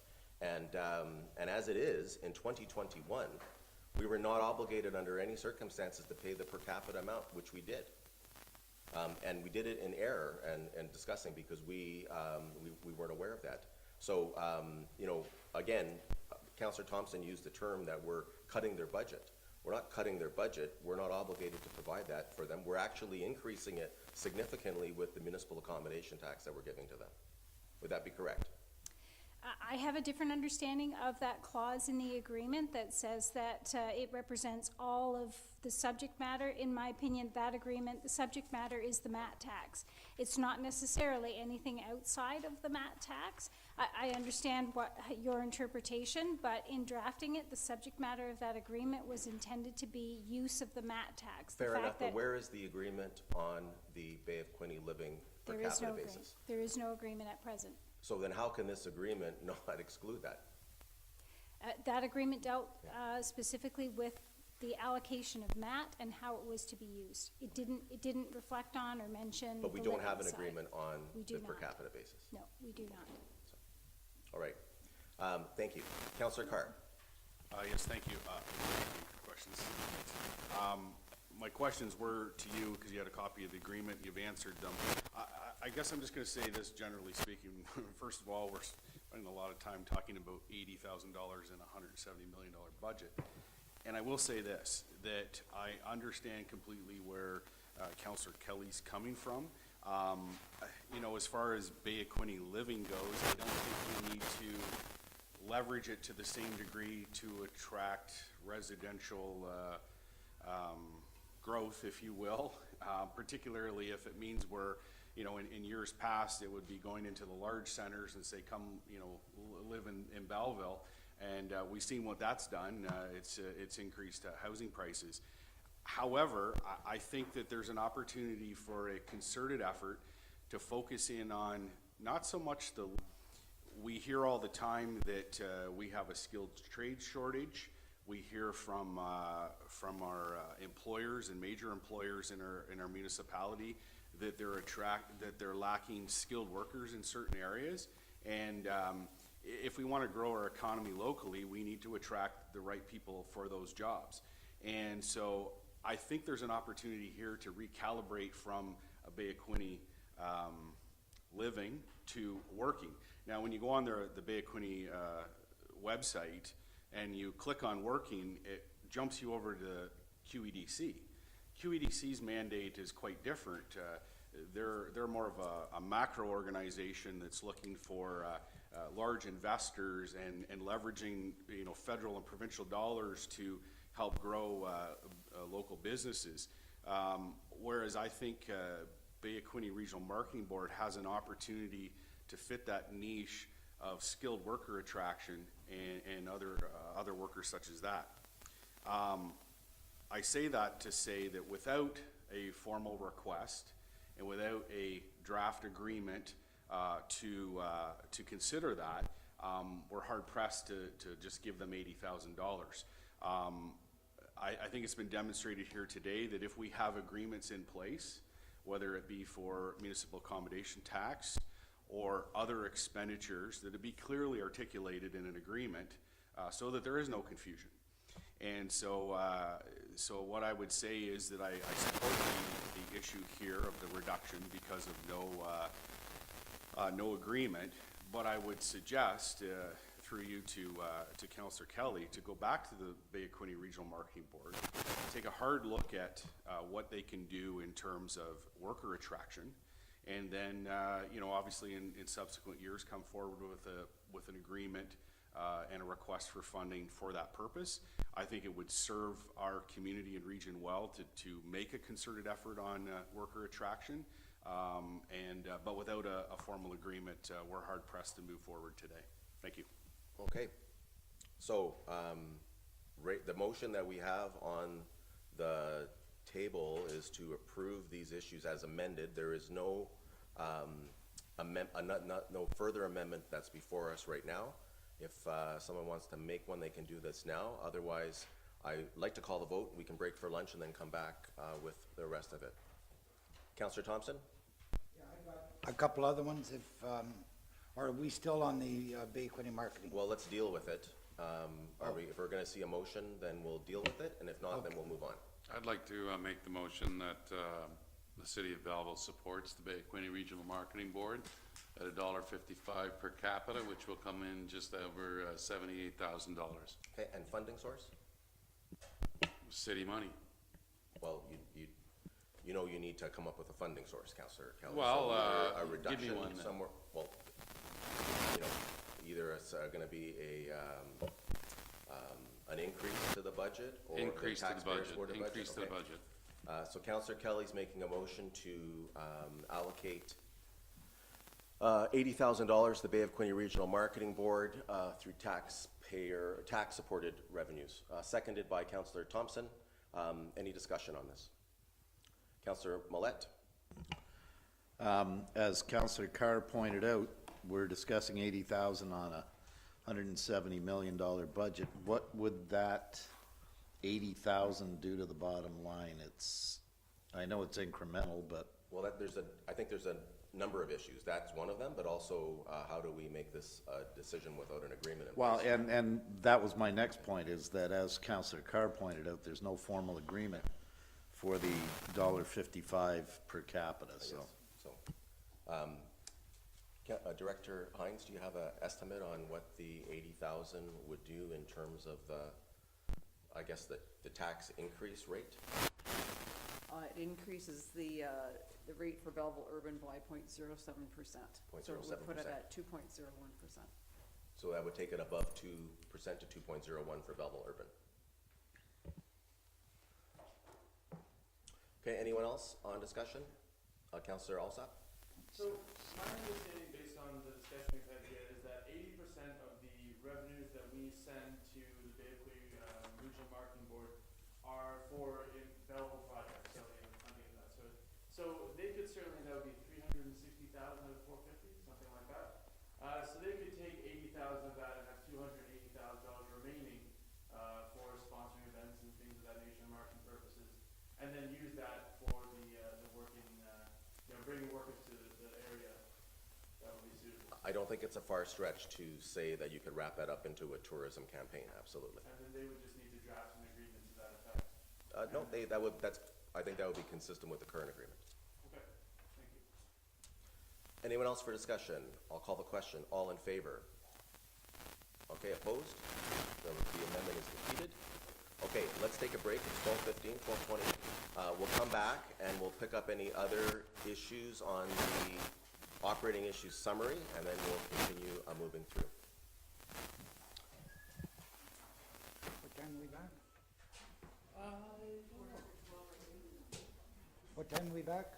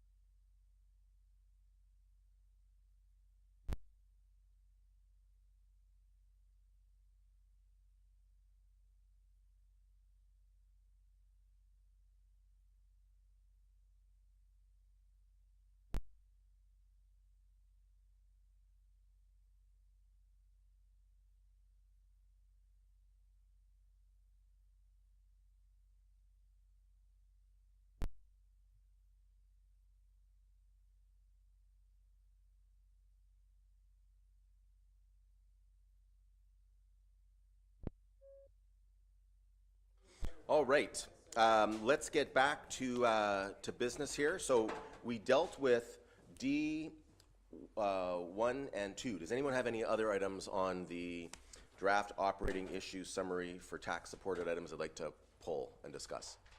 Councillor Thompson? I have number D 6, 7, and D 6, 11. All questions and anything? Yep, so D6-7, go ahead.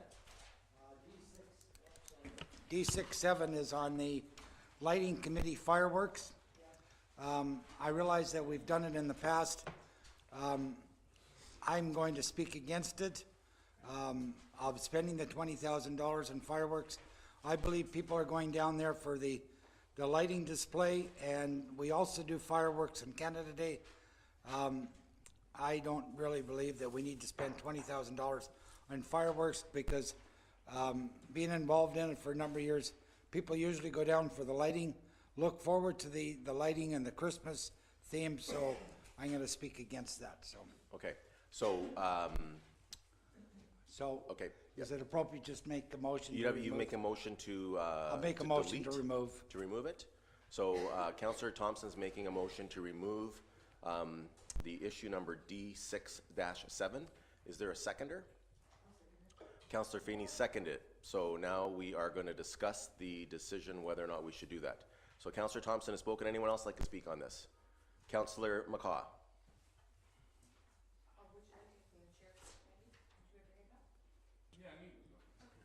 Thank you. Well, you all get a chance. Okay, through you. I'm going to speak in favor of it because if anybody attended the year that we actually did it, it was probably the best year I've ever seen of the Christmas light display. It's something that nobody ever does, which is winter fireworks. And if I know I didn't look, and I will look, where it's coming from, the funding source, is it MAT funds? Yeah. So it's not even, we're talking MAT funds, so it's not even tax supported. So I would say, I'm all for this. I think the community loved it. And, you know, I'm sure my colleagues on that committee will also speak of it. But again, I think that was one of the best years that we ever had that year. Okay. Anyone else on discussion? Councillor Millette? Thank you, Your Worship, and with all due respect to my colleague, Councillor Thompson, I respect his experience on that committee, and I know that he was one of the founding people on it. It has the Festival of Lights, as we now refer to it, is it's evolved. It's an event. The kickoff was a splashy affair. It anybody who was there that evening, and I think most of us here were, can attest to the fact that it was a real great community outing. We had music, we had huge crowds, and the fireworks were the topper, and the fireworks out over a frozen bay was just something that we hadn't seen here.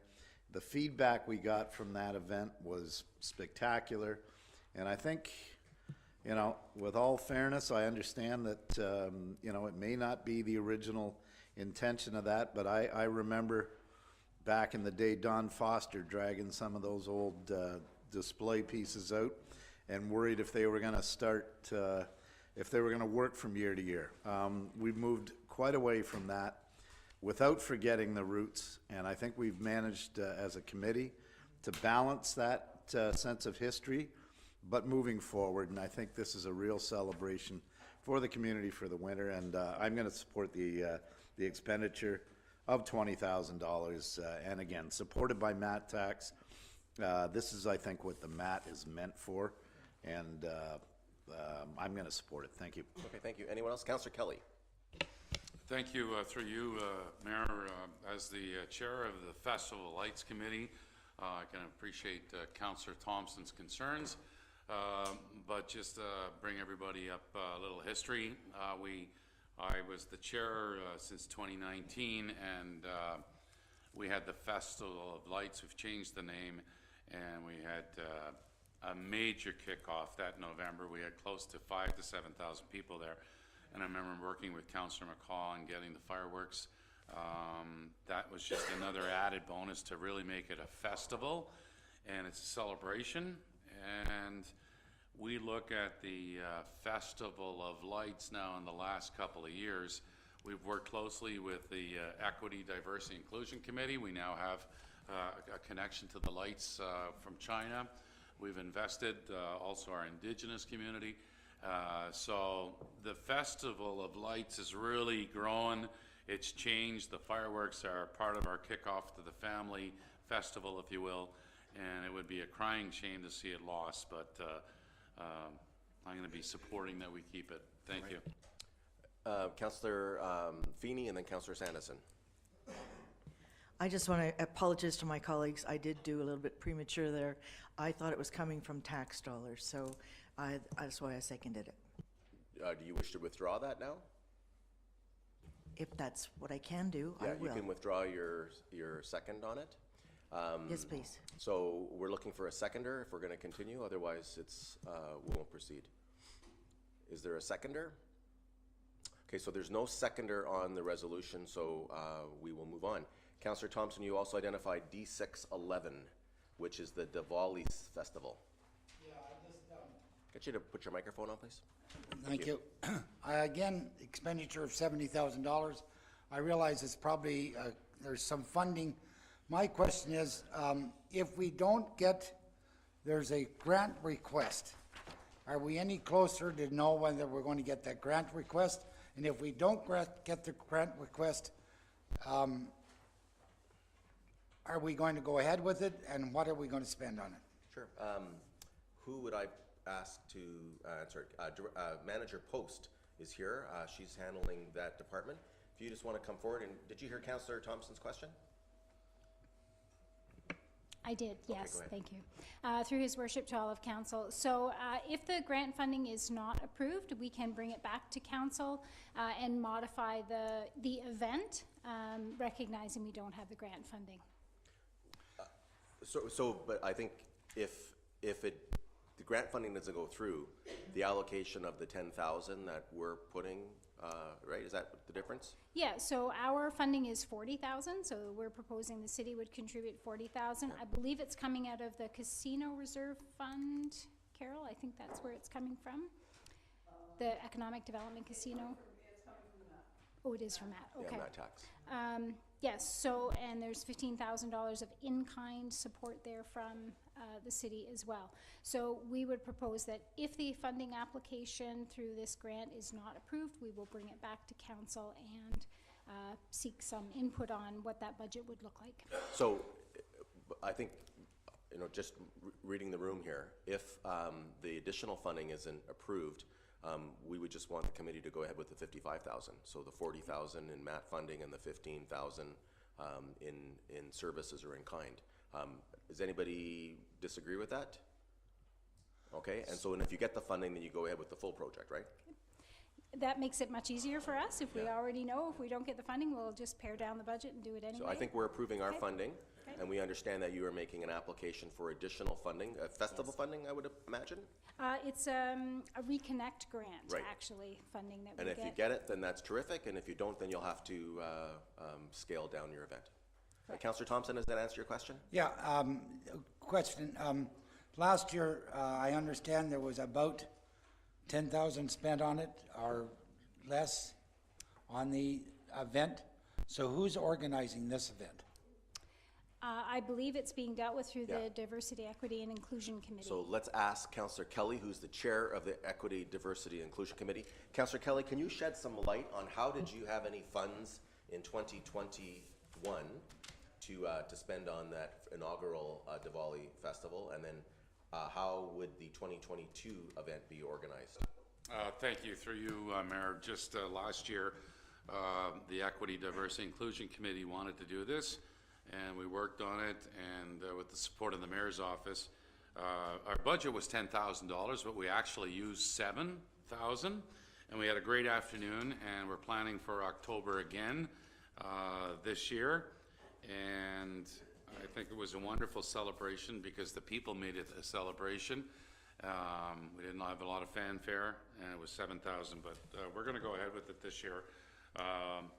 and regardless if we get the grant money, we can put on a great afternoon and day and celebrate culture in our city for $10,000.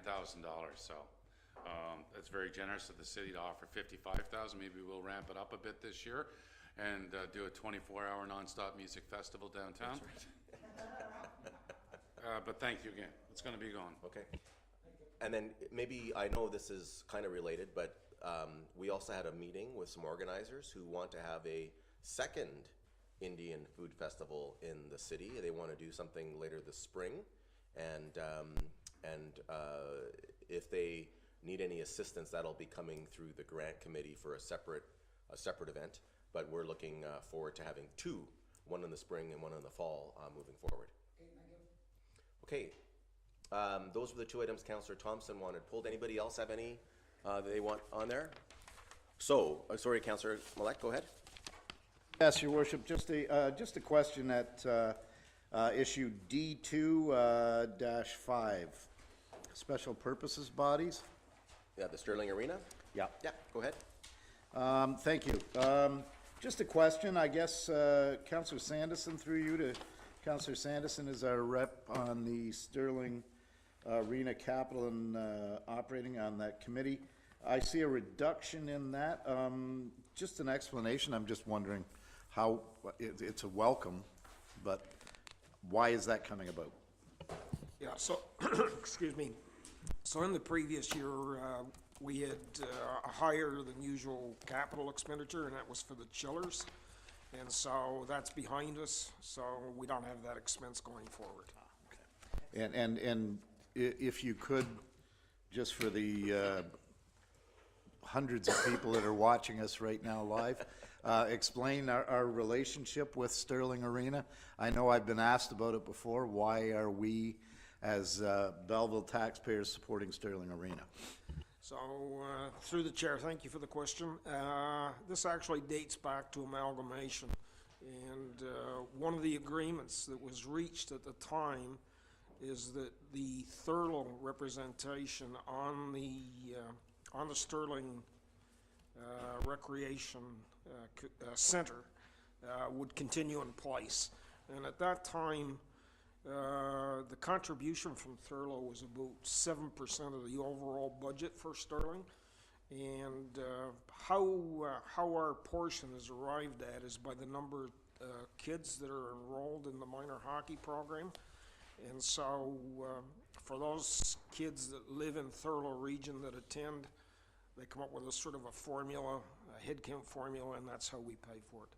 But I did ask a couple years ago whether we should review the agreement, and it was met with a fairly negative response by the partnering communities, and we're a small share of it, so we let it ride. But yeah, completely understandable. And I had some family members who grew up in Foxborough, and they played with the Sterling Blues organization, so I can fully understand that. Thank you.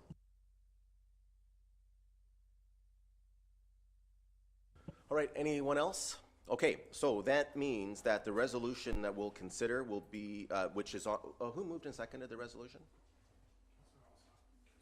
Councillor Alsop and Councillor Kelly, you made the motion, so we just have to take the as amended off because we did not make any amendments to it. So the resolution is that the 2022 draft operating issues D1 to D6 14 be approved. So that's the question that's on the floor. I'll call it. All in favor? It's carried. We move to 8A9, to 2022 draft budget detail, tax supported. And the resolution is that the 2022 draft budget detail, tax supported, be approved. Moved by Councillor Sanderson, second by Councillor Thompson. Any questions or discussion on these items? I'll call the question. All in favor? It's carried. 8A10, the 2022 draft base budget adjustments, parking services. And the resolution is that the draft 2022 parking services base budget be approved. Moved by Councillor Thompson, seconded by Councillor Alsop. Any discussion on this? I'll call the question. All in favor? It's carried. 8A11, the 2022 draft budget detail for parking services. And the resolution is that the 2022 draft budget detail parking services be approved. Moved by Councillor Carr, seconded by Councillor Sanderson. Discussion? All in favor? It's carried. 8A12, the 2022 draft-based budget adjustments for water. And the resolution is that the 2022 draft-based budget adjustments water be approved. Moved by Councillor Alsop, seconded by Councillor Feeney. Discussion. Seeing none, all in favor? It's carried. 8A13, the 2022 draft budget detail for water. And the resolution is that the 2022 draft budget detail for water be approved. Moved by Councillor Alsop, seconded by Councillor Feeney. Any discussion? All in favor? It's carried. The 2022 draft-based budget adjustments for wastewater. And the resolution is that the 2022 draft-based budget adjustments wastewater be approved. Moved by Councillor Alsop, seconded by Councillor Millette. Discussion. I'll call the question. All in favor? It's carried. And then the 2022 draft budget detail wastewater. The resolution is that the 2022 draft budget detail for wastewater be approved. Moved by Councillor Alsop and Councillor Millette. Discussion. All in favor? It's carried. Rise and report. Need a motion to rise and report. Moved by Councillor Carr, seconded by Councillor Alsop. All in favor? It's carried. Any issues of new business? All right, if I'm just going to make a quick statement, and I know we're at the end because we'll move the confirmatory bylaw, but my goodness, thank you very much, colleagues. You know, each one of our budgets this year has been a big deal. And, you know, when we take a look at the 4-year pattern, what the annual increase in taxation, how low it is, recognizing these, you know, these very unique times that we're in, I'm really, really proud of it. And I'm especially proud of this year because this, I think, was the most difficult budget that we had. You know, first of all, I contacted all of you to speak individually to make sure that, you know, we were bringing forth a budget that, you know, that sort of met your concerns.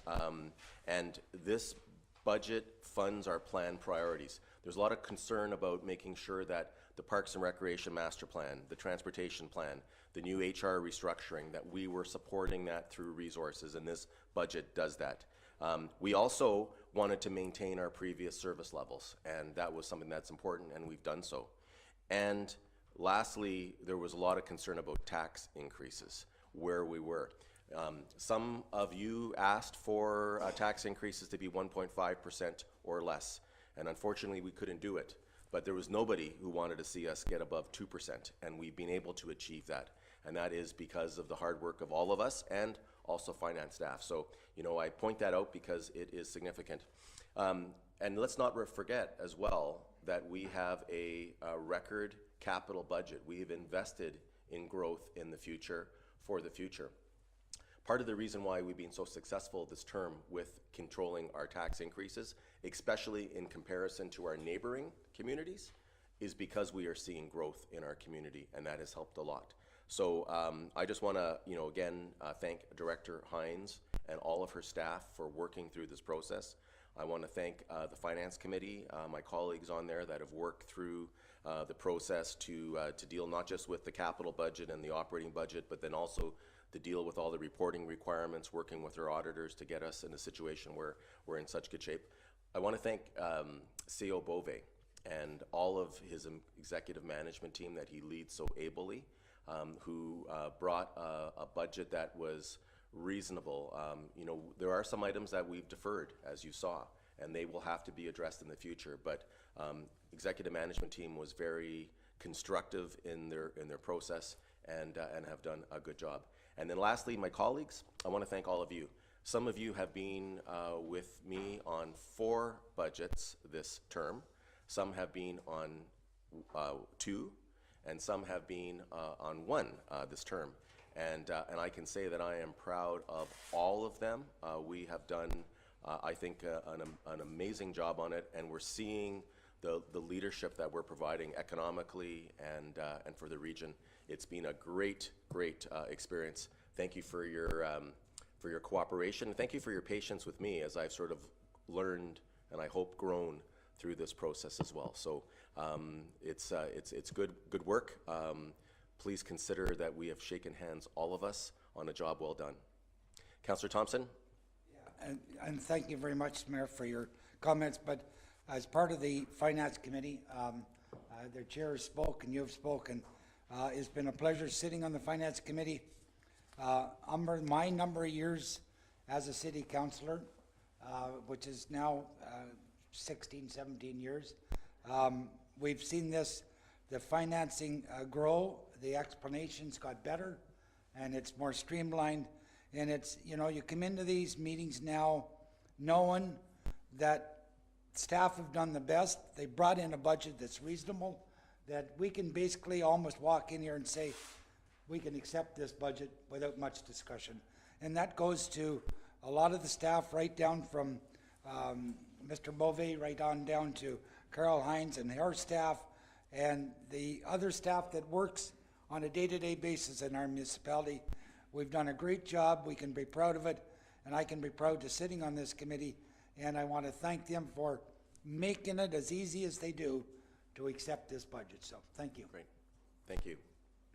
With that, we'll move to item 14, the confirmatory bylaw, and I'm looking for a motion that bylaw number 2022-36, a bylaw to confirm the proceedings of council at its meeting held on March 29, 2022, be read a first, second, and third time, and finally passed this 29th day of March 2022. Moved by Councillor Alsop, seconded by Councillor Feeney. All in favor? It's carried. Motion to adjourn. Councillor McCaw, seconded by Councillor Alsop. All in favor? It's carried.